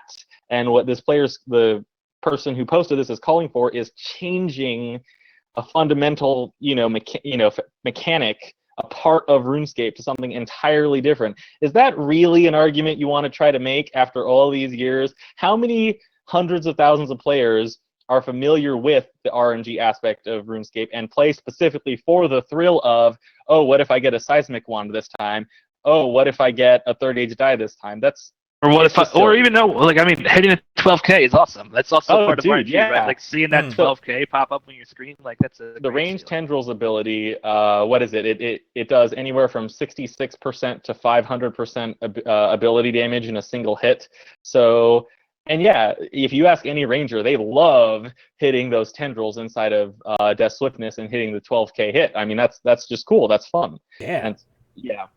Anyway, Even the I remember RNG, doing that. get rid of RNG argument is total nonsense. So And especially- next argument. Especially as you said, when it comes to high-level bosses, like high-level bosses like Rax or Telos are supposed to be these people, these foes that are like way more powerful than us, that we are Yeah. somehow up against. Like they're not supposed to be something that you can hit every time. Definitely. Speaking of hit every time, number 3, insta-kill and unavoidable damage attacks. Insta-kill mechanics are more of an annoyance than a difficult thing to overcome. They should scarcely be used and shouldn't be used in Slayer at all, especially when they are glitched out. A Ripper Demon's insta-kill attack launches at you like a homing missile if you accidentally attack another demon while it is in the air. This has been brought up many times. Why hasn't it been fixed? On the bossing side of things, it seems you can't go 10 seconds without an insta-kill attack from Telos. It kind of feels like a cop-out to make it the most difficult boss without placing truly extensive thought into it. Along with this, unavoidable damage is never fun. For all the love I've given Araxor, its Path 3 system commits this sin. Players fighting Araxor at high-end rage have to use substantial amounts of resources in order to simply survive the darkness, even when they do nothing wrong at all. The issue where the start of Phase 2 involves several seconds of pitch black doesn't help either. Go ahead. So, as far as I guess there's a couple things I want to say here. So I'll start with insta-kill mechanics at Ripper Demons. Mm-hmm. I would say that there is a graphical issue there where it is hard to read that insta-kill mechanic, which is kind of my main problem with it, is it's kind of a graphics limitation. But the mechanic itself would be okay if it was actually noticeable. I think a lot of problems with some stuff in this game comes down to the fact that Jagex doesn't make them noticeable enough when they happen, and something like an insta-kill mechanic should be extremely noticeable when it's about to happen. And in general, though, I don't think insta-kill mechanics shouldn't be in the game. They definitely shouldn't be everywhere, But there's literally one boss. I don't know one boss. There's one Slayer monster. I don't know if there's any other Slayer monsters that can insta-kill you. So it's not like it's a pervasive problem throughout all of that skill. And as far as Telos goes, Telos only insta-kills you at higher enrages, which is like that's the whole point of enrage. Is like the higher up you go, the more damage you will take, and the harder it will become to survive. Like that's basically the basic design of enrage as a mechanic, and I think it's a valid mechanic to make a boss fight harder. I think Telos, as I said earlier, is somewhat flawed in its loot drop design. So, I mean, you could argue that point, but I think Enrage in general is a good thing. And as far as Rax Path 3 goes, I mostly agree with them, although I think all they need to do is that when you go into Phase 2 during Path 3, the light should show up right away. The fact that you have to stand there and wait for the light to come down for like 5 to 10 seconds and take damage that you just can't avoid is frustrating, but I don't know that the whole path needs to be changed completely. So the way I view it is, I don't really view insta-kill mechanics as terribly different from any other mechanics. It's a mechanic. Like, when you have a mechanic, you have to do stuff in order to prevent it from killing you and ruining the kill. That's the same for literally every mechanic at literally everything. Yeah. So, I mean, like, how... That's another non-argument to me. As long as there are tells, I'm okay with insta-kills. As long as you can tell that it's going to happen to you. Yes. Yeah. If it's a graphical issue, yes. The problem isn't the insta-kill. The problem is the graphics. So don't blame the insta-kill. Blame the graphics. People have been blaming the graphics for many years. No, I'm kidding. But for real, yeah, like that. There's nothing, in my opinion, at least, there's nothing wrong with having an insta-kill mechanic, especially at higher level Slayer. As long as you can tell it's going to happen, it forces you to pay attention to your game, and I don't have a problem with that. But if you can't tell that it's happening, then yes, that's clearly another issue. Yeah, that would unrelated. be the problem. Yeah. He continues on and said, there are many other issues, such as poor phasing techniques, defensive resets, or inappropriate bosses. What the hell does that even mean? Somewhat too forgiving anti-walk mechanics, etc., but I think I should conclude to my final point. Current PvM mechanics... Oh, no. Go ahead. So what he's saying, he's saying defensive resets on inappropriate bosses is what he's saying there, which I believe is probably directed at AOD, which this is one mechanic that I kind of do have a problem with. Basically, AOD triggers your defensive, like basically makes defensive useless. I haven't fought him, so Womper can probably explain this better than me fought her. But like she basically makes it so you can't use defensives at all during the fight. So instead of making the fight hard, they basically just remove a bunch of your abilities because they don't want you to be able to have access to them, which I think is the flawed design, to be honest. Yeah, so here's how it works. So AOD and also Yakamaru and Beastmaster have what are called enraged stacks. And so the enraged stacks are now visible on the player's. I think it's the debuff bar, not the buff bar, since Madachani recently changed it. And for each of those bosses, there's a maximum number of enraged stacks that goes up to 15. And whenever the enraged stack hits 5, you get a defensive reset. Not at Yakamaru, but for Beastmaster and AOD, you get a defensive reset. And then your abilities go on cooldown for just a very short period. Then at 10, it does it again. And it's a little bit longer period that you get your defenses aren't available. And then at Angel of Death, once you get 15 enraged stacks, every hit puts your abilities on cooldown. And so there are a couple of ways around that problem, though. So at Beastmaster, let's say you wanted to use the Devotion ability to protect yourself from a bunch of Beastmaster's attacks. All you would do is wait to use Devotion until after you hit the 5th enraged stack. That way it'll last the entire duration, in between before it gets the 10th enraged stack. So this person complaining about the enraged stacks, I mean, yes, it is annoying, but it's just another mechanic. I don't really see it as any better or worse than a boss being able to poison you or being unattackable for a period. And what it sounds like is this player just doesn't like certain mechanics. If you don't like certain mechanics, that's great. That's your opinion. But how are you going to go on and say, oh, Jagex should not do this? That's only your opinion. No, you don't get to say that. Well, I think defensive resets are one place where I think the issue comes when you start taking away people's abilities. Like, I don't think that is good mechanic design, like at a base level. Like your all of your abilities should be accessible by you. The boss should be designed with those all in mind. It shouldn't be something where they can basically force you not to be able to use them. Because like I believe at AOD, like defensive just aren't really a thing because it stacks so quickly. I could be wrong, but that's been my interpretation from what David has said to me. But it seems like an excuse to, like, basically defensive abilities are too overpowered in the game. So rather than nerf them, they've started making more and more bosses that basically make them moot. So let's go over Angel of Death real quick. So Angel of Death, you typically have, well, it depends on the team, the skill of the team, a few preferences, blah, blah, blah. But you normally have 2, sometimes 3 base tanks. And so an enraged stack is applied anytime Angel of Death does a melee attack on the base tank. And the melee attacks are spaced out a few bit. I think a little bit. It's like, I don't know, 2.4 seconds or 3 seconds. I don't know the exact timing. It's somewhere around there between attacks. So let's say it's 2.4 seconds. 5 stacks, it's going to take 12 seconds to get there. So you have kind of a lot of time in there to do stuff.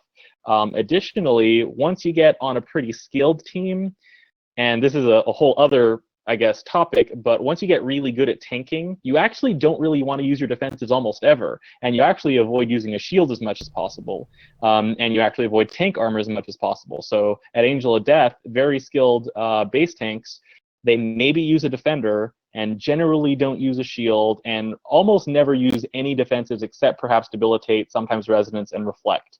And in order to clear the enraged stacks at Angel of Death, you just have someone else provoke Angel of Death, and they keep aggro, I think it's 20 seconds or 30 seconds, and then all of your enraged stacks clear. So it is a frustrating mechanic, and it makes it really hard to learn if you're not familiar with it. And I personally still sometimes mess it up. I'll use resonance right before I'm about to get the next stack, and you have to pay very close attention to the actual number of stacks you have, and that can be pretty annoying. So I totally agree with the annoyingness of it. But I don't know. I personally don't have a problem with the idea of the enraged stacks affecting defensive cooldowns too much, because at high levels and high experience levels of bossing, defensives generally are not used too much, and it generally is preferred basically just do as much damage as you can. And if I know I'm going a bit long here, but one related point is I went to do Vindicta solo, and I tried 2 different gear setups. First setup, I brought tier 90 tank armor. I brought the helmet, boots, and gloves, and then the tectonic body and legs. And I brought a unicorn stallion, and I brought the vampirism aura. So that was the first setup. It was sort of tanky. The second setup, I brought the maniacal aura, which increases the damage the player takes by 15%. And I brought a steel titan, didn't bring any tank gear or food. And then I did a comparison. Which of these 2 setups allows me to do more kills per hour, use fewer supplies, and live longer without having to bank? And so I compared the tank setup versus the more DPS-oriented setup. I got faster kills, was at higher HP most of the time with the DPS setup. And as sort of counterintuitive as that sounds, in RuneScape, tanks are not tanks. Tanks are DPSers who have the added sort of inconvenience of dealing with taking extra damage. In other games, the tanks are tanks, right? You tank. But in RuneScape, those roles don't really work in RuneScape combat, huh? Right. We try to apply them, but they don't really fit. Right. Well, so like anyway, that's kind of the main thing on that. Defensive. Yeah. You really don't actually want to rely on them too much after you kind of get the hang of a boss. Good to know. Yeah, I believe I've heard that echoed as well.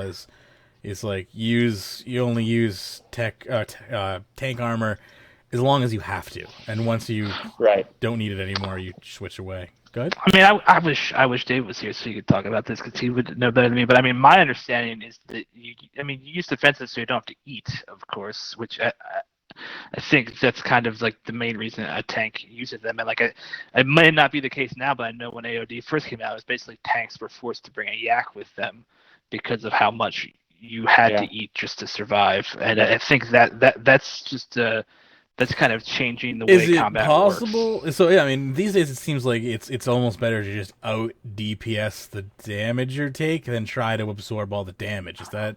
It really is correct. But it depends. Like, I mean, there are a few bosses like AOD and Virago where tank rolls actually matter. But like Lumbridge saying, tank armor is basically and high in range Telos. But tank armor basically has very few uses in the game because DPS is more important. But at places where you are tanking, it still is used. But that's very, very few places, unfortunately. I think it's honestly one of my what I would consider biggest flaws with the combat system is that tank armor has such little use, and people don't even realize it. Like, people unlock their ports armor and wear that, and it's like you would literally be better just buying Armadillo and wearing that versus wearing Death Lotus. I would love to see. That's the way it is. Go ahead, Wump. Oh no, I was just gonna say I would love for there to actually be a boss that really warranted a tank using actual tank gear and primarily being focused on tanking. And it sort of was like that at first for Virago if you go back a few years ago, and sort of was like that for raids. But as players have gotten more experienced and better armor and weapons and stuff comes out, it kind of goes to the wayside. And so I think there's taking a step in the right direction at Angel of Death. Still, DPS matters more than tanking, but at Angel of Death, the player's armor rating does have a bit of an impact as to how much damage they're going to take. So for that reason, tanks will normally use Tectonic rather than Virtus, because you do want that extra armor rating in order to reduce the chance that you're actually going to take the hit in the first place. So I think that's a slight step in the right direction, but for now it's still really predominant. As a base tank at AOD, once you get pretty experienced, you're still using Sunshine. After the other base provokes it off of you, you're still using Onslaught, you're still debuffing, and shield camping, not too much of a thing once you get on experienced teams. Good to know.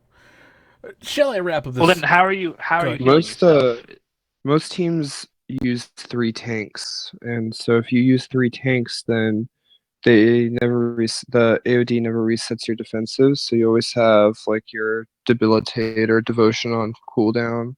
So you could always just use that and basically don't have to eat it at all. Speak of the devil. Call David's name and he appears. Yeah, the 3-tank method works really well. Some people, will duo, some will solo, which is not. I don't really advise that. It's just bad it's DPS. A bit silly. Yeah, it really is. Even duo is so much DPS waste. Because if you're barricading, that means you're not sunshining. Like that's what that means, and that's not a good thing. I know. I usually in base 1, I usually melee because I have a lot of stat hammers in my bank, and I always Zerk as base. And then ZGS spec when minions come out. I don't ever use a shield at AOD. Yeah. Shall I wrap up this article here? He continues on and says, current PVM mechanics are designed to be a nuisance rather than an enjoyable challenge. One of the biggest reasons why updates like Gemstone Dragons were poorly received was because of how they were a mixture of the above issues. Their HP, poor drops, and unnecessary mechanics, especially the anti-fire reduction one, all make them feel like they were crafted to annoy the player to create the illusion of difficulty rather than make them seem like a fierce competitor. The redeeming quality of them is their very high Slayer XP rates, averaging about 500k an hour, but many people slay for the purpose of money. I really want to know, like, this person has done a lot of complaining, but what is fun to them then? Like, they are basically, this article has basically said every mechanic used in bossing in RuneScape is wrong. But like, they basically labeled every mechanic as it artificial difficulty. Yeah. Like, do they just want like a 1 HP monster that you one hit? Like, that's basically what it sounds like to me. I don't know. It's very confusing. It's a bit silly. I mean, that's one of the great virtues of the internet, as the other guy on the RS forum demonstrated for us, that pretty much anyone can have any opinion about anything, regardless of how informed or otherwise that they are about a topic. And this particular post that we're commenting about, I mean, I would agree with a lot of what he said, but so much of it is just opinion. Oh, well, this is an improper use of this, or this is just a nuisance rather than an enjoyable thing. That's strictly opinion. Okay, there are some people who find how Virago works with Reflect, find that kind of interesting and amusing. Some people think that's a nuisance. Like, whatever boss this guy does like, there are people out there who would consider those bosses nuisances. Like, I just read the next paragraph and it blew my mind. I just read Sarah's comment and it blew my mind. Rat pits were their only enjoyment, and now they lash out at everything. So read this next paragraph, Mage, because my head hurts trying to understand it. Games like Dark Souls franchise brilliantly capture what game difficulty should be. I hate Dark Souls. Fight mechanics are primarily skill-based. I'm going to get a lot of hate for saying that. I'm just bad at it. I don't actually hate it. It's actually really fun to watch. I hate Dark Souls. I've only ever liked Bloodborne. Bloodborne is the only Souls-like that I've ever enjoyed. I like watching people play those games, but they're not fun to play, in my opinion. Fight mechanics are primarily skill-based with minimal RNG involvement. There are ways for all different types of players to fight monsters, from people just warming up to the concept with dodging and such, to more skilled players with parrying and use of weak points. Even normal mobs provide a large threat without a huge inflation of health. With how RuneScape 3 combat mechanics are becoming better and more fluid each year, some spectacular PVM instances can be made using some more of these logical difficulty enhancers. I know that a more top-down MMORPG cannot do the same things as standard. All right, I'm glad he made that argument because I was about to yell at him for basically saying that, but these are just suggestions. So, I know none of what I just said is in any way relevant to the situation at hand, but I'm entitled to my stupid opinion. Wait, so his argument is like RS3 PVM should become like Dark Souls? That's what. But like, the ridiculous thing is Dark Souls literally trades high HP, which also I would say, first of all, Dark Souls bosses are literally HP sponges. That's all they freaking are. They are tons of HP, and you have to figure out how to get that HP down before you die. And the other thing they do is they basically make every monster to hit you. Like, that's the difficulty of Dark Souls, is don't get hit. Dodge everything. And this person complains about insta-kills. Imagine how annoying Dark Souls. Imagine how annoying Dark Souls is, right? Now add a 600 millisecond tick system. Goodbye.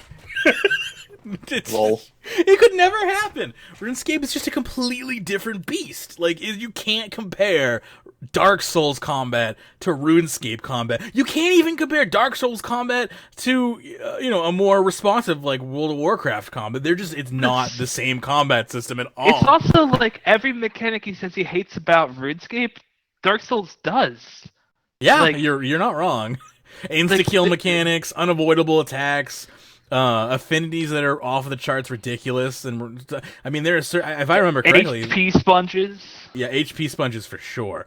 Like I've watched a lot of Dark Souls and Bloodborne, like a lot.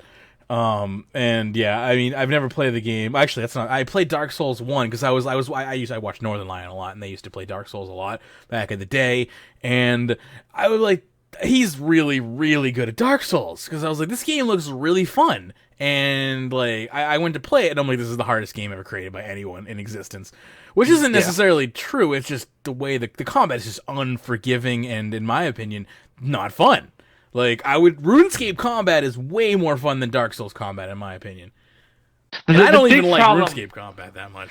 The big problem with Dark Souls, this is where it kind of off the statue, it's the accessibility of it. Like I tried to play Dark Souls 2, and it just didn't feel streamlined to me. And I've always wanted to play Bloodborne, and I started it a few months ago, and I really enjoyed it because the combat feels way more streamlined. You can learn how to stun things like in a way that makes much more sense. They basically took what was the jankiness of Dark Souls and streamlined it a bunch for a game like Bloodborne. And go ahead. There's definitely like a huge amount of satisfaction when you get in the freaking groove of that game and you're just dodging every attack, doing every stun correctly, and landing every hit. It's the same kind of satisfaction I get when I get like a perfect kill at Rax and I get a new record time, to be honest. Like, I think they are very similar in how they make you feel. It's interesting this person sees them as different, because I see like their combat is definitely different. We aren't dealing with a 600 millisecond tick time. We're dealing with a first person game versus an over the top RPG game. But the feeling I get when killing a boss in both of them is very similar, and especially where like you start out a boss in RuneScape or in Dark Souls and it kills you over and over and over again, and then you finally learn how to kill it. And in Dark Souls you kill it and move on. In RuneScape you kill it and then you keep going to the next 1,000 times till you're killing it every time and you never die again, basically. Those are the dreams. Shall we move along? We have a couple more topics here. Move along. This next one is a question from Mod Pie, who says, as the power creep goes up and up, is the hard cap of 10k and 12k going to be increased? Pie responds and says, hey, this is an issue that has been on the Combat Council's radar for quite some time, and I agree that the current rate of power creep is making it more and more of an important issue. The idea behind changing our cap to a soft cap has been on our backlog for as long as I can remember, but has not been one that is high up in priority. Current cap hitters require the use of damage-boosting ultimates, or there are abilities built for punching above their weight, such as Ons or Onslaught or Shatter, or these are coded to bypass the hit cap regardless. This has meant that it hasn't been as impactful as an ability rework, for instance, and a member of the Combat Council hasn't picked it up in the rare instances that they get the time from a job for the backlog. Existing investigations into adding the soft cap show that it is far from a simple issue and isn't as easy as just stating that damage over our current hard cap is reduced. The changeover would need to ensure that normalized weapon damage over the time stays the same both before and after the update within a reasonable limit. A large increase adds to the already existing power creep, and a change too small would lead to you guys feeling shortchanged on what is actually a positive update for the system. I would expect a soft cap to actually start at about 10 to 20% below our current hard caps, which would mean anyone hitting in that region would have their damage lowered while pushing it higher at the top end. I won't go into any more depth, but I believe it highlights that the issue is not a simple one. So what happens now? Well, the Combat Council meets regularly to discuss issues such as this, and I will raise the hard soft cap issue for you in the next meeting. Aside from that, this post has led to the discussions with the Council already, so today, I'd expect this to move up in priority as a result. Sorry that the reply just isn't as simple, hey, we'll do it, but it is the most accurate and honest statement I can make on the issue. So there you go. I don't understand what I just read. Go ahead. I think they have to be super careful about removing the hard cap too, because something I do not want to see in RuneScape is us starting to hit like 100,000, 200,000. Something I really love about RS Combat over something like WoW is that all the numbers you see are actually like computable in your head and make sense. Where like if you play World of Warcraft, it's like 1 million, 1.25 million, and like it's just the numbers are way too high for you to have any, they basically lose all meaning. And I love RuneScape Combat because you see a 12K, you know what that means. You see a 3K, like all that stuff computes very easily. Yeah. And I don't want that to ever be lost in this game. I can value. I mean, honestly, when the system changed from like 99 to 990, I kind of freaked out. I was like, "What is this? I can't think in numbers this large." And then it went from 990 to 9,990, and I'm a skiller. Yeah, it's already, yeah, I would agree. It's already, basically to me, it's at the limit of where I want it to be. I don't want them to go much higher than maybe like a 20K max hit or something. But like I don't like I prefer the old school combat numbers, not just because I'm an old school like I have nostalgia for that, because I really don't have nostalgia for that time period. It's just I like numbers that are manageable in my head. I think that's a perfectly reasonable excuse, like or justification rather, to want smaller numbers is just so you can understand what's happening. Like that's valid, and it's just silly. It's like when you're talking about World of Warcraft, it's like they might as well replace those numbers with symbols. They mean nothing at that point. I think let me just give a little bit of additional context. So some abilities hit higher than others, obviously. Yeah. And in a good DPS rotation, you want to use your high damage abilities as often as possible and your low damage abilities as little as possible, also obvious. And what you do is you use your abilities in a certain sequence so that cooldowns line up, so that you're primarily using the high damage basics. And so that's kind of the gist, an extremely simplified version of a good DPS rotation. And so what you can do is you can take the average damage of a rotation, and then you can divide it down into damage per unit of time. So you can do average damage per minute, damage per second, and the most valuable metric in RuneScape is damage per tick. There are 100 game ticks per minute, and so you can take your damage, divide it by 100, that gives you damage per tick. And so that's the number we're looking at. So if we remove the hard cap and replace it with a soft cap, what they're talking about is they want the average damage overall to not necessarily boost that average ability damage per tick too high. And I agree with that. I mean, at this point, we have the tier 92s, the level 99 curses, supreme overloads, we have berserk blood essence, we have the berserk auras, we have the reaper necklace, and I mean, it's tough because they have to keep releasing new stuff for people to like want to get it and use it. But at the same time, it's like they're trying to do it in smaller increments, because at some point we're going to hit, weapons and gear that are 99 defense and 99, magic strength range, whatever. And so I can see why they're kind of taking it slow. As far as actually removing the hard cap or soft, and the hard cap, I don't really see that as being a thing. People rarely actually hit that. And if they do replace it with a soft cap system, at that point, if it's not going to make a big difference in ability damage per tick that's actually done, there's no real point in making that change. It's going to be a ton of work for them, and if the net damage done over time is the same or lower, not really worth the time in my opinion. So well, I don't know. But isn't it satisfying to see a 16K hit from one wild magic at Westpoint? I mean. Yeah, I mean, yes, sure. So, like, if they added more, so currently the damage range for most abilities is 20% to 100% of the stated number on the ability. So Dragon Breath says 188%.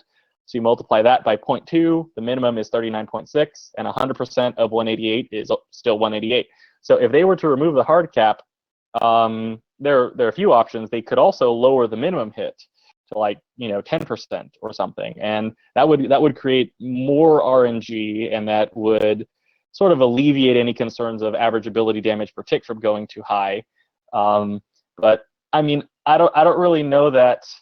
Oh, I want to see a 16K wild magic is necessarily the best justification for reworking the whole system. Well, and I mean, I think the thing is, sure, it's nice to see those high numbers, but like that idea never ends, and then, like I said, you end up with numbers that are too high to compute. Like having a hard cap, like I think at some point it's gonna have to change, right? Because weapons will get so powerful that like we'll be hitting so close to that cap that on an infinite time scale that there could become a point where you're basically always hitting 12Ks if they left the hard cap in place. But we're not close to that yet. We're not even close to that. Give it 5-10 years or something, then that's a possibility.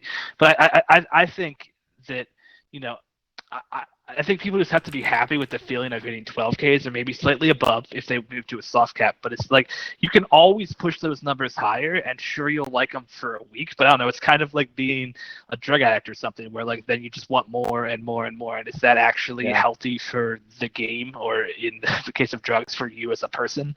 Like. Yeah, I mean, I don't know. It's an interesting idea. It's an interesting concept. We would have to see how the numbers played out over time. And obviously, players want to be able to hit higher, but at this point, given the fact that they came out with tier 92 instead of tier 95, it's pretty obvious to me that Jagex isn't in a huge hurry to increase the damage output players can do by too much. Plus, there's already a bunch of really crazy, sweaty stuff you can do if you really care about every single point of damage, like flanking switches, lunging switches, Dragon Rider Amulet of Soul switching, 4-tick auto attack with your staff, switching from dual wield. Like, I don't know. There's already a lot of additional stuff that if every single point of damage counts to you, those strategies exist. They just require a bit more effort, which, let me take one additional sort of tangent here. That's the whole Switchscape issue. I don't really view Switchscape as a problem. Switchscape is, for those who aren't familiar, that's the complaint that in order to get optimal DPS, you have to switch your items that you have equipped a lot, and it's annoying and cumbersome. And I don't really agree. I don't really sympathize with the people who complain about this. You are volunteering to participate in something you don't like to do by doing Switchscape. It's like when I do engineering. Yeah, like you are choosing to switch to a flanking offhand. You are choosing to switch your keybind, your Dragon Rider Amulet. You are choosing to switch to your Ring of Death for basics, switch to your Asylum Surgeon for threshold, switch to your Ring of Vigor for your ultimate. So I really don't see how this could be Jagex's problem. You are choosing to perform a behavior and then complaining that you don't like it, and now telling Jagex to do something about it. How about no, you just don't do it if you don't want to do it? Like, what the fuck? I totally agree with you, like 100%. We're on the same page, but just for the sake of argument, like, the DPS loss for not switching is so massive. Like, my AOD team does not allow people to come unless they have a tier 90 flanking switch. So, like, at a certain point, it does become almost forced if you want to do better, be on a better team. And again, I agree with you. This is just, like, for the sake of having some sort of... I mean, I would say I agree as well. My one caveat would be I do think they need to do slight changes to make it easier. And by stuff like that, I mean the fact that we need a macro system for RuneScape combat. And I don't want to necessarily launch down a full tirade on that because we've done it on the show a million times unless Lumbridge has something new to add there. But I think that what they need to do is make it slightly easier to use your action bars for switches, but not like remove switching as a thing. Just make it easier to have one keybind that switches you back and forth between weapons or switches you to a new weapon, and then you can use that same keybind to cast the ability that you want to use. Things like that should be done, but I agree that switching isn't an issue as its current state is. I mean, yeah, I actually, so someone did post on Reddit sort of this idea of having a dark bow and a nox bow on the same keybind on your action bar. That way you can switch which one. That was a cool idea. It seems like it might be a little tough to implement. That'd be kind of cool. But yeah, I mean, I don't know. So there are, as time goes on, more and more high effort strategies become sort of standard. And so if you go back a while ago, a few years, no one really had a Ring of Vigor or cared to switch to their Ring of Vigor from a different ring. And then eventually that sort of became standardized, and then Planted Feet, and then, sorry, that's my dog. Nice. I mean, I don't know. And so if your AOD team won't take people unless they have a tier 90 flanking switch, I mean, that's up to whoever is running the team. There are plenty of good teams where that's not the case. And so, I just find the whole thing a bit silly. Exactly. That's would be my counter argument to your devil's advocate. There is that, like, sure, there are always people who are going to have those requirements, but the people who have those requirements are like less than 1% of the PVM community, and the PVM community is already super small. So it's not like the majority of the PVM community is requiring flanking switches. Like, if your super elite team wants to do that, like, that's their choice. But like, there's gonna be what they're going to do is cut out players who just won't go through that trouble, which is fair. Like, that's their decision to make, and it's also the player who doesn't want to do the flanking switches decision to make as well. The other thing is, it's just not that hard. Like, when I add a new switch, I just go to dummies for 20 minutes, and then I go do something chill, like Trio Rocco for an hour or two, and it's like second nature already. It's just not that much effort. It's the other thing. It is, though. But you put thousands of hours into getting to the point where that's not that hard. You're forgetting all the time it took to learn combat and switching in the first place, and Trio Rago in the first place. Like, all those things are hard. Well, you as have far just as Trio already put in Rago that goes, time. I mean, I agree with your general sentiment that once you learn it, it's good and it's obviously beneficial, especially, Zerkas and switching and scrimshaws and all that stuff. That's all great and dandy, but like, some of it's just completely unnecessary. Like, if you can go on YouTube, and I forget who it was it like Prolations or something? They did Duo Virago without any invention gear. They were doing it with Void, with tier 60 weapons. It was Guthic Staff and then Grypholic Wand and, I don't know, Batwing Shield or whatever. I did a bunch of attempts with him when so I mean, I did a lot of those kills with him.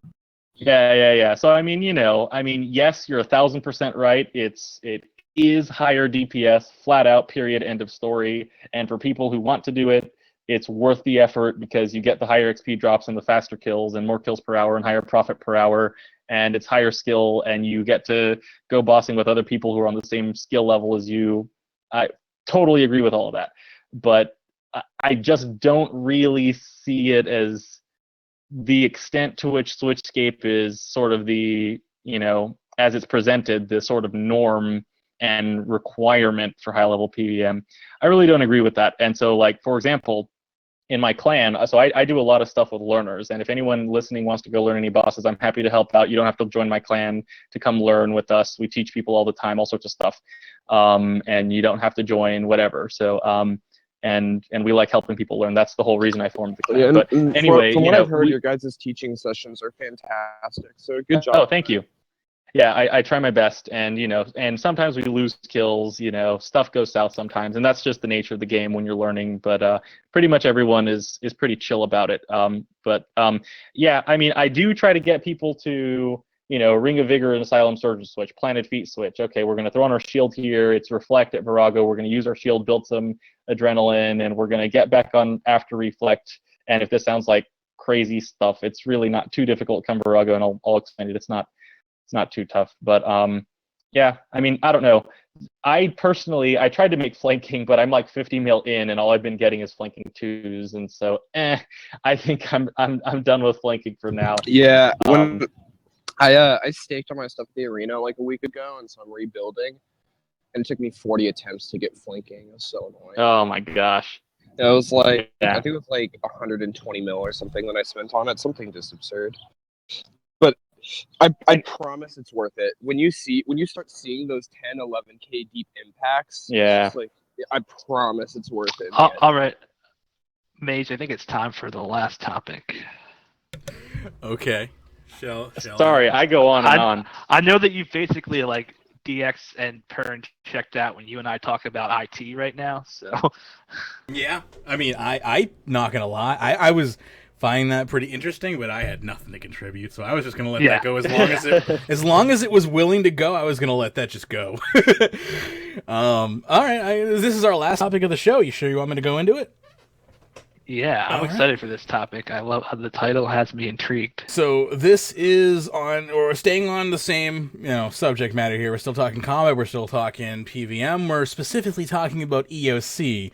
And this post comes from the RuneScape official forums by Fatman69A from the PvE Hit Squad, who says, importing EOC to old school RuneScape. Hellos! Well, when OSRS was transferred to EOC and we imported our accounts to EOC, why can't this be done the other way around? You could possibly make items match each other, or in importing back to old school RuneScape from EOC and items that are in old school RuneScape, the items in EOC get converted to items in old school RuneScape.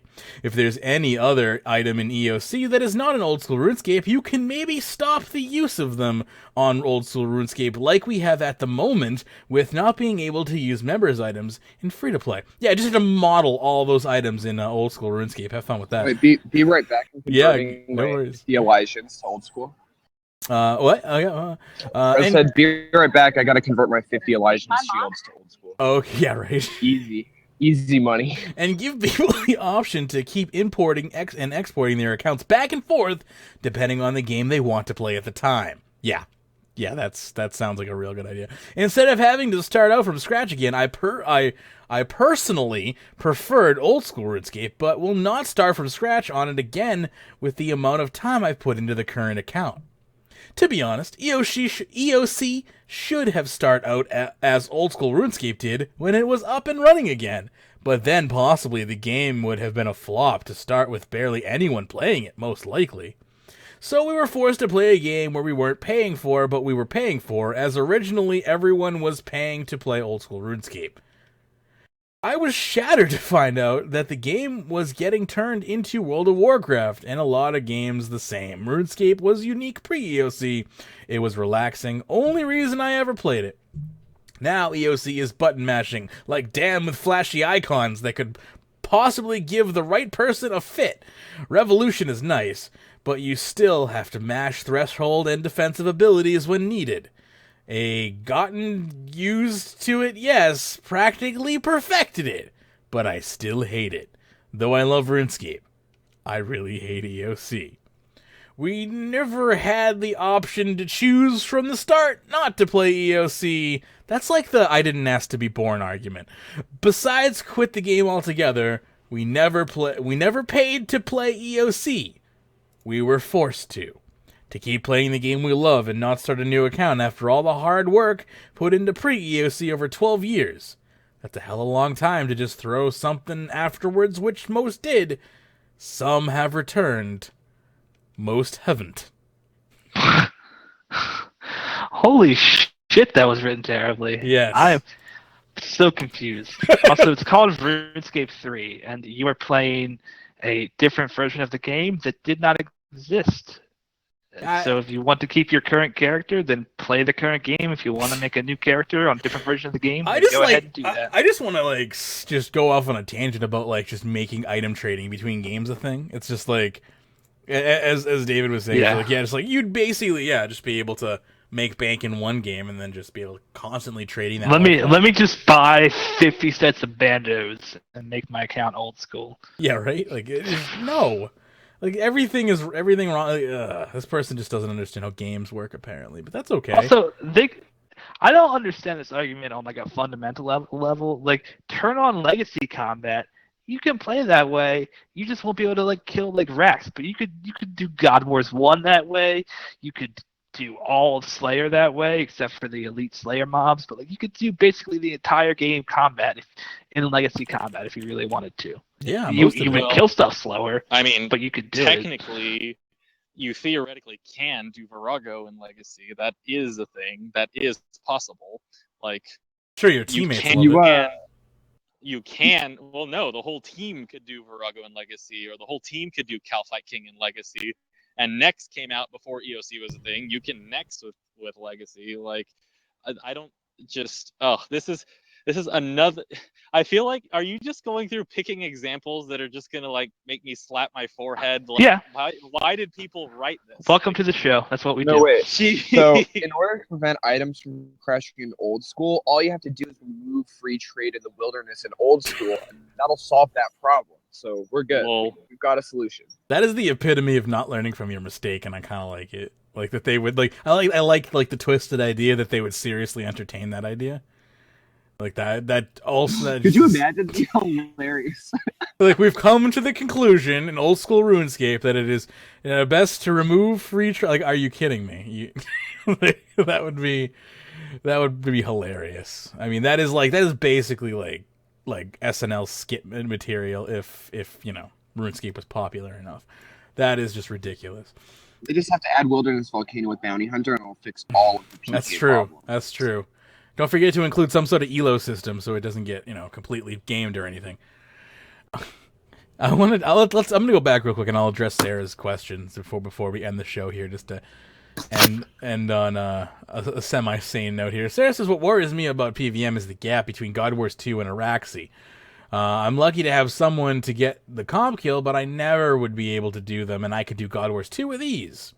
So Sarah doesn't think that God Wars 2 is a good analog to, like, say, Araxi, for instance. Agree? When I Thoughts? learned Araxor, I had a main hand an offhand Drygore and a main hand Chaotic Rapier because I couldn't afford the main hand Drygore. I had some pieces of Bandos and the rest of War Priest, and I died like 20 times trying to get my first kill, and then finally I did, and I just like died over and over and over until I got it. And in tier 70 or 75 gear and tier 80 weapons. So it's like, yeah, it's hard, but once you get it, and then you start adding things to your rotation, and you make more money to upgrade your gear, and that's just how it works.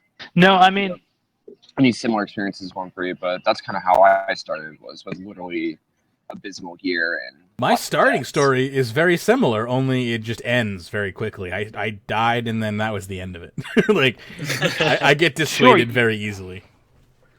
You can start with mediocre gear, but I don't think that necessarily has anything to do with Sarah's point, though. I mean, I think there is definitely a big skill gap between something like God Wars 2 and Araxi. I mean, I think the better path would be like you go like, I don't know, it'd be like God Wars 1, Clean Black Dragon, God Wars 2 next duos, and then you move on to something like Rax.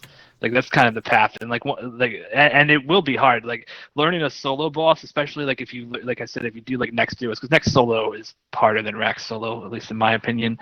But it's hard to transition from like duo bossing to solo bossing. I think that's the biggest challenge that comes with Rax. Is you like at God Wars 2, you can bring a friend with you till you're comfortable. At God Wars 1, you can bring a friend with you till you're comfortable. At next, you can bring a friend with you till you're comfortable.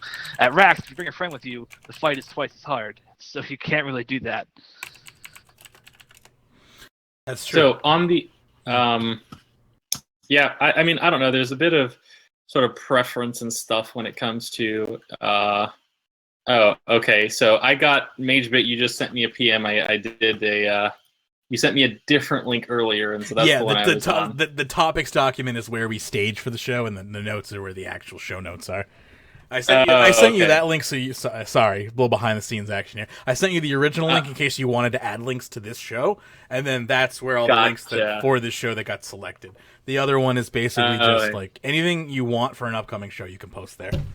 I just smashed my face into the microphone. That was good. All right, so if you don't mind, I would like to take a couple minutes to cover one of the topics. So that is sort of beginner PVM tips, and I'll just try to make this real quick if that works. Go for it. So when it comes to starting out in PVM, a few main things to cover. Number one is weapons matter a lot more than armor. So if you have the choice of using, say, tier 80 weapons and tier 80 armor, or you could have tier 90 weapons with tier 70 armor, it's better to go with the tier 90 weapons and the tier 70 armor.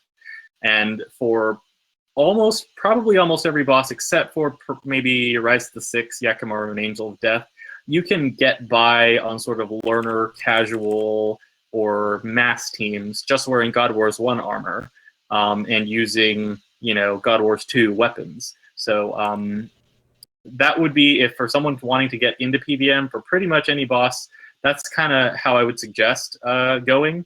Now, Void used to be the best in slot before Invention came out. And Void is still very good, and it is free, and you get it from the Pest Control minigame. It's a little tough to find teams if you're not playing on Spotlight, but I still have Void, and I still use it a fair bit.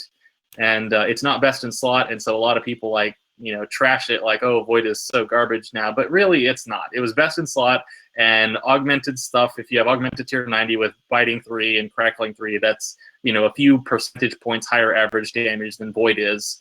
But Void is by no means bad. And it's still passable pretty much everywhere. You can duo Virago normal mode with Void. You can bomb tank hard mode Virago and Void. You can do Yakamaru even low rage and Telos with Void, all without Invention. Invention is certainly advisable. Enhanced Devoted and other defensive perks help a ton.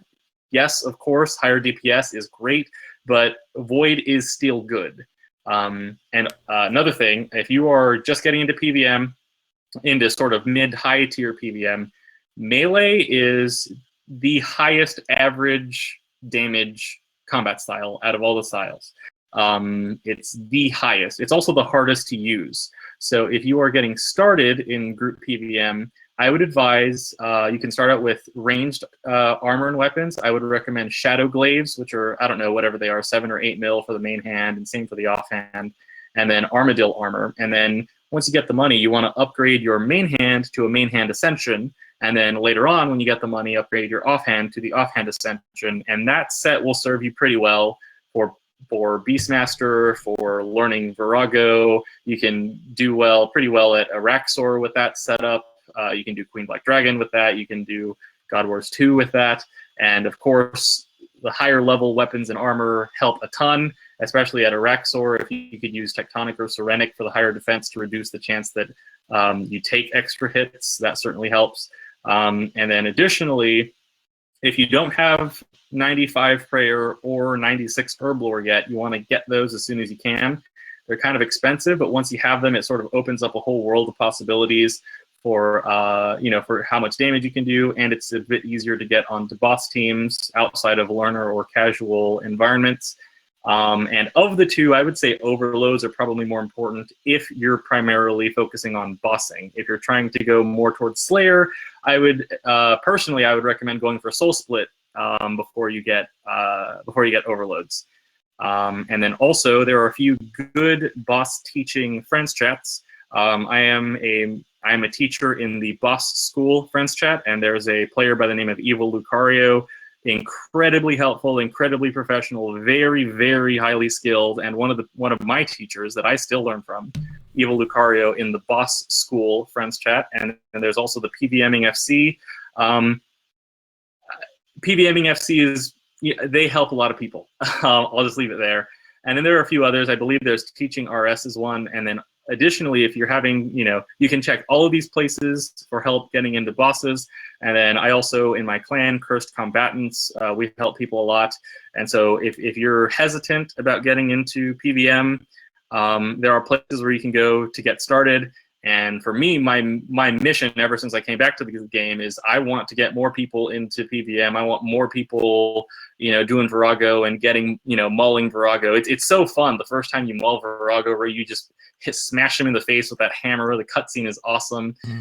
So that's what I do, and hope those tips helped. Anyone interested, have any questions for me, you can just message me. My RuneScape name is Wumpery. That's WUMPERY, and I like helping people learn stuff. And yeah.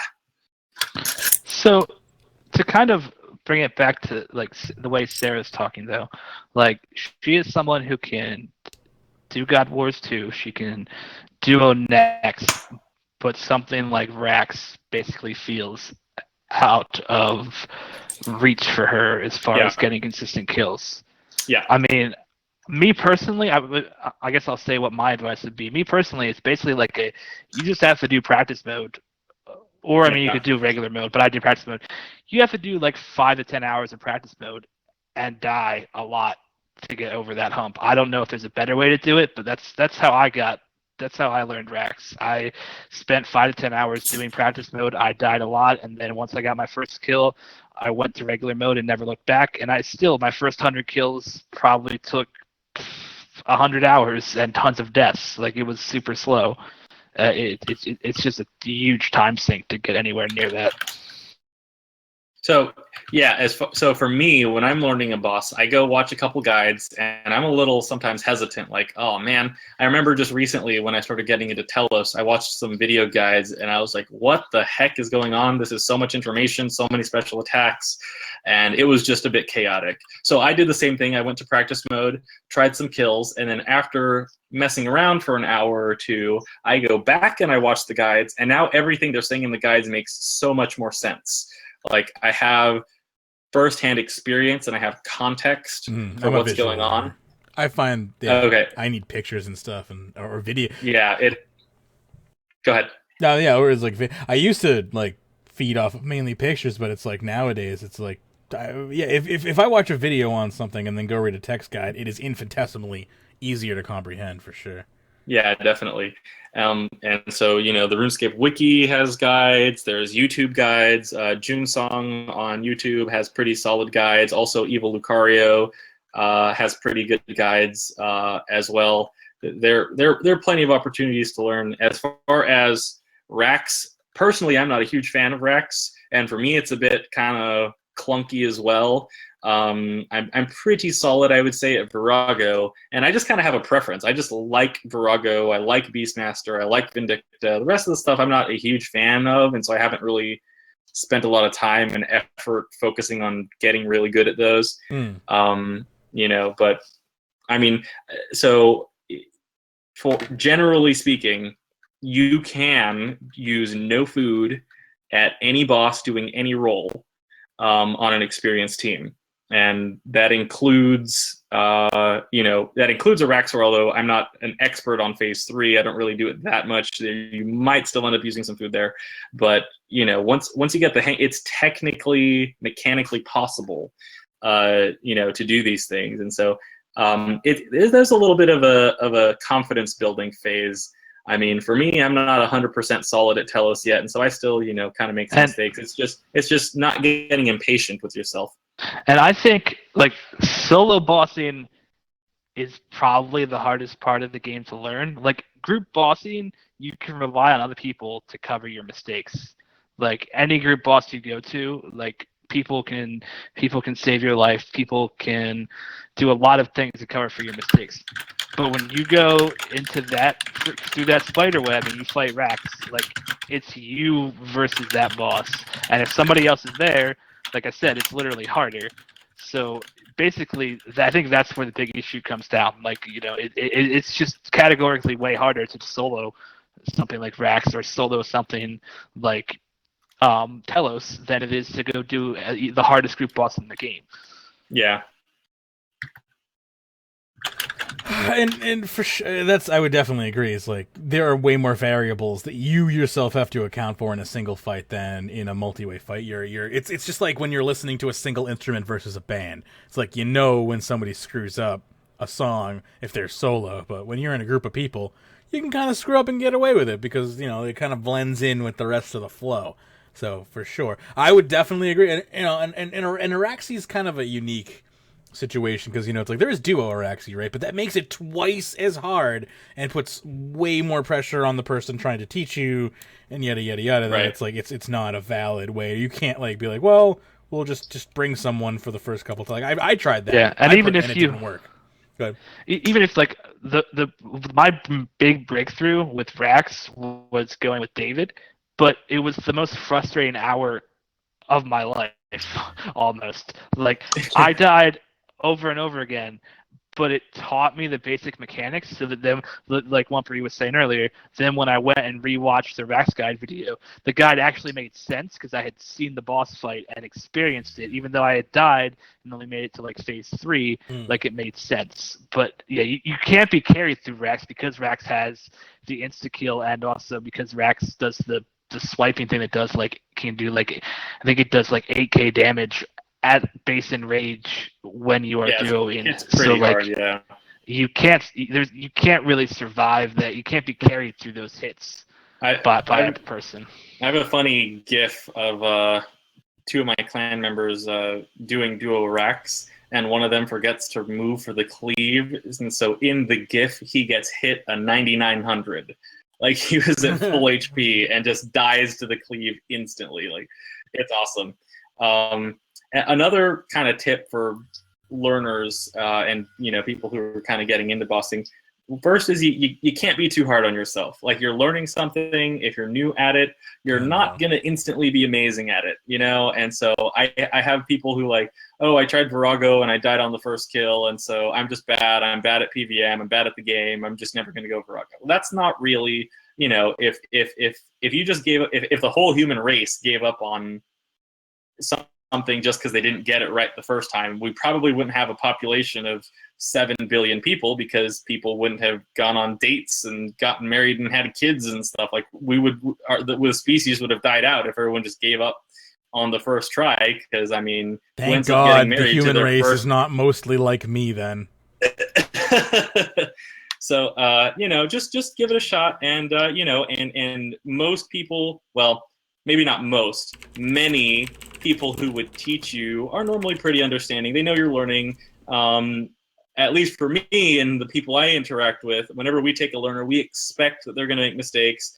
And it's not like you're a bad person or that you're like stupid if you make a mistake. Like you learn stuff, like, and so you just kind of have to understand that hey, this is a learning process, and not get down about it. And if it turns out that the people who are trying to teach you are being, impatient or nasty towards you, then just don't go with them again. There are other people who are willing to help you learn and can, help you out and not like make it a more stressful situation than it already is. And just remember, like I've been saying, this stuff is hard. I mean, that's basically what it comes down to 1 for saying too. Like, as someone who knows how to do it, it's very easy to forget. Much like we forget when we max in RuneScape that you miss all the lower level players. When you have put 1,000 hours into PVM like David has, or David's probably put more than that, or 1-3 has. Like, it's easy to forget how hard it was in the beginning, but it is freaking hard. Like, I still remember, it's only been 6 months since I started fighting racks.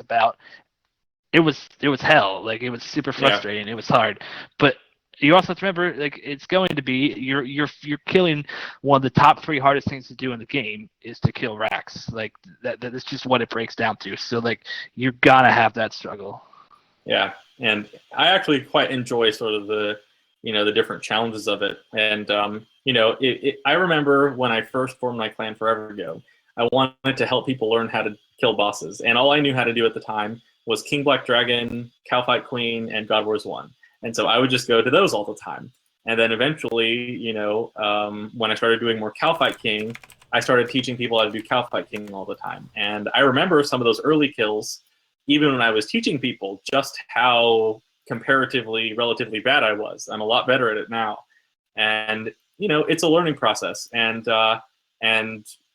if you would have asked me 2 years ago if I thought I would ever do Virago, I would have said, "What? Are you crazy? That's like the hardest boss that there is. How am I supposed to beat that? That's impossible. Like the people who do that must be like freaking world-class expert god PVMers. I don't even know how to get to Virago. Like I watch a video and I don't see what the heck is going on. It just looks like chaos, and it looks like if I go, all my hopes and dreams are going to be shattered to bits, and I'm gonna, hate the game." And people who are new kind of get that sort of stuff in their head.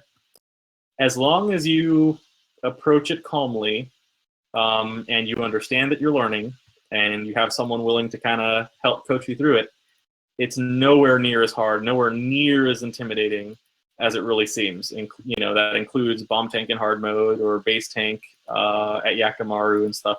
So yeah, I guess that's kind of my main point. Just if you're kind of mentally hung up on, oh my God, this is going to be terrible, and I'm going to embarrass myself, and I don't know what's going on, and et cetera, just kind of let that stuff go. It's not that bad. And even if you do die a couple of times, you're gonna know how to do the boss, and you're gonna kill it so many times. You're gonna get good at it. You're gonna make a lot of money and have a lot of laughs along the way.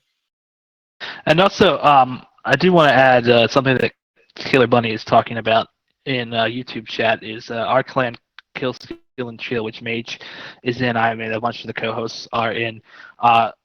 Basically, after Reset, we've had an event going on for a while where we do divine locations and then some bossing, and that's kind of morphed into now where people are kind of helping each other out with Reaper assignments. So if you want to do your Reaper assignments / do some bossing, go ahead and hop into the clan. You don't have to join the clan. You can hop in guest chat too right after Reset, and you can do your Reaper tasks with other people.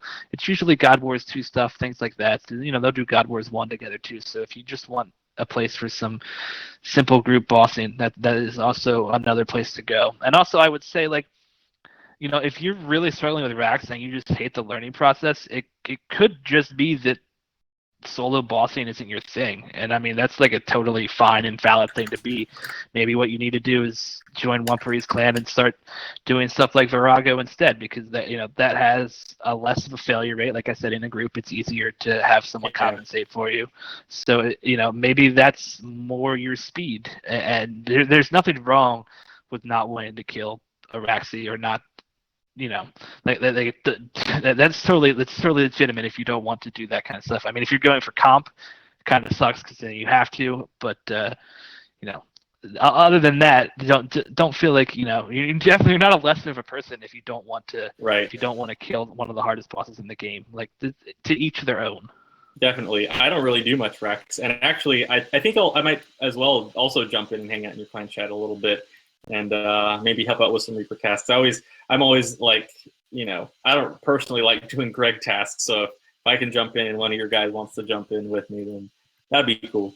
So I'll probably hang out there as well. People love doing God Wars 2 tasks together. Yeah, Greg is a pain in the ass by itself. Yeah, he is. All right. Anything else anyone wants to bring up before we bring this show to a closing?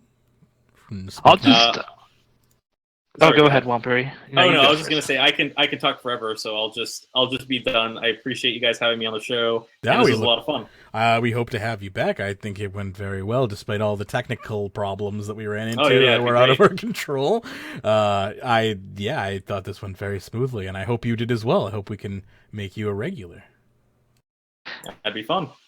Cool. And I wanna run over the competition again because I know that Discord was being a butthead in the beginning, so just to make sure that everybody knows the details, there are 2 competitions going on right now. The first one is we are giving away 2 Twitch Prime codes, which people who don't know, that gets you some treasure hunter keys, it gets you some rune coins, and it also gets you a legendary pet and 30 days of membership. We are also giving away 2 Hazelmere signet rings. Not Hazelmere. I'm losing my mind. Yes! Yeah. Wow! We've had them the whole time! Yep, I've had them the whole time. Freaking silly brain thinking of the wrong ring. 2 Luck of the Dwarves rings. I am not a hacker who figured out how to get that ring. Anyway, 2 Luck of the Dwarves rings, so you can be the first to get Hazelmere's signet ring. That's what I should be saying. As well, the competition for the Twitch Prime things will end on the 3rd, which is next Wednesday, and the competition for the other things will end on the 10th of May. Luck of the Dwarves rings, that's what they are. I didn't want to say the name wrong again. And you can enter that by either leaving a comment in this video, or the really latest PVM perspective, or the 420 episode as well. Any comments in those will get you entries. 1 entry. You can't leave a comment on each and get multiple entries. You can also get an entry by tweeting out about the show using the hashtag PVM perspective. That will get you another entry. And you can also get an entry by donating to the PVM perspective funding cause at tip.runeweek.com. And so you can get the 3 entries if you would like to. And that is all I have to say now that I've embarrassed myself and said the wrong name. I'm going to just go hide. It's all right. We all have our moments. This whole show has been a moment for me personally. Anyway, I think that's going to do it for this episode of RuneScape Weekly. In the meantime, though, you can find us on social media. We have a Facebook page for you, which we are generally also live on. Today we crashed halfway through, so we lost Facebook halfway through. I apologize for that, but we're generally live on Facebook at facebook.com/rsweekly. Got a Twitter for you as well, at rsweekly on Twitter. discord.runeweek.com is the invite code to join our Discord. And if you could, please take the time to rate us and review us in iTunes or whatever podcast aggregator you use to obtain the show. Also, if you're watching via YouTube, make sure you like the video and subscribe and enable notifications so you know when we go live. If you're watching on Twitch, of course, follow and enable notifications so you know when we go live there. And if you want to join us in-game, you can do that as well. We have a clan chat for you, clan chat Kill, Skill, and Chill, or clan.runeweek.com to check out our clan rankings. We still have the ongoing Dungeoneering competition. There is currently still a few days left on that, I believe. I was looking for 8 days specifically left on the Dungeoneering competition. Leafy Green in first place with 17 million. Autumn Elite second place with 11.1 million. And Maginator in third with 8.7 million. So again, if you're a member of the clan, you can partake in that. The skill of the month is Dungeoneering. And first place wins 10 mil, second place is 5, and third place is 1. So again, that's in the clan chat, Kill, Skill, and Chill. Anyway, you want to help us out? You want to keep the show going? You can do so at patreon.com/RuneScape. That is our Patreon page where you can get bonus content. We got new content coming to patreon.com/RuneScape. I apologize. There's been a little bit of a lull in the Elite shows. That will pick up soon. We also have a PayPal link for you as well, which is our donation page, tip.runeweek.com. You can send us a tip along that way and get your message read on air if you want to include a message as well, if you tip while we're live. All tips are currently going to support the PVM Perspective podcast and its ongoing production. So consider supporting if you like the PVM if you like the PVM podcast. There you go. See, I screwed up too. The PVM Perspective podcast. You can support them at tip.runeweek.com. We also have a shop. Yeah, go ahead. What's up? I just remembered that I owe a quest stream because we reached that one goal, so I plan on doing that this Saturday. I don't have the exact time yet, but that is the plan, so everybody knows. Cool. Is there a set quest or not sure yet? Nope, not sure. If you have any suggestions, feel free. I'm thinking I might do the ones to unlock that one ogre town where you can make that lets you decant combination potions, because I don't have that yet. As a first resort? I think that's right. Are you talking about flasks? Like to make flasks? Not to make them, but just to decant them, because right now I have to manually remix them, and I don't want to ever have to do that again. So to unlock Oglog, that's as a first resort. Yeah, cool. Good quest. I have to do that quest too. I have so many 5-dose Supreme Overloads and replenishment potions. So annoying. Yeah, making potions in general annoys the crap out of me, but luckily I only have to do it once a year with the amount of combat that I do. Anyway, let me finish up the end cap here. Again, you can you can find our shop at shop.runeweek.com if you want to do so, and you can spend your Magebucks there. Your Magebucks code for this episode is EUKT.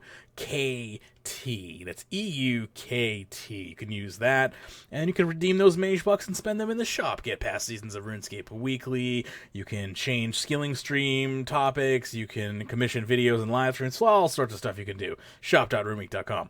Got an upgrades page for you as well if you want to help us out building the new studio, upgrades.runeweek.com. And finally, a special thanks to our top Patreon supporters, including Rune Group, Keski, Swagatorix, Alex W, Denny H, Kevin H, Old Gunner, Hamster King, Sudwood, Godly Fury, and Tyler. Thank you so much for your ongoing patronage. It means the world to me to be able to do this show on a regular basis, so we wouldn't be able to do that if it wasn't for our Patreon supporters and all of our Patreon supporters, not just our top ones, and of course our listeners as well. Thank you so much for making this show a possibility. We'll be back on Friday for another edition of RuneScape Weekly. So until then, and as always, happy scaping.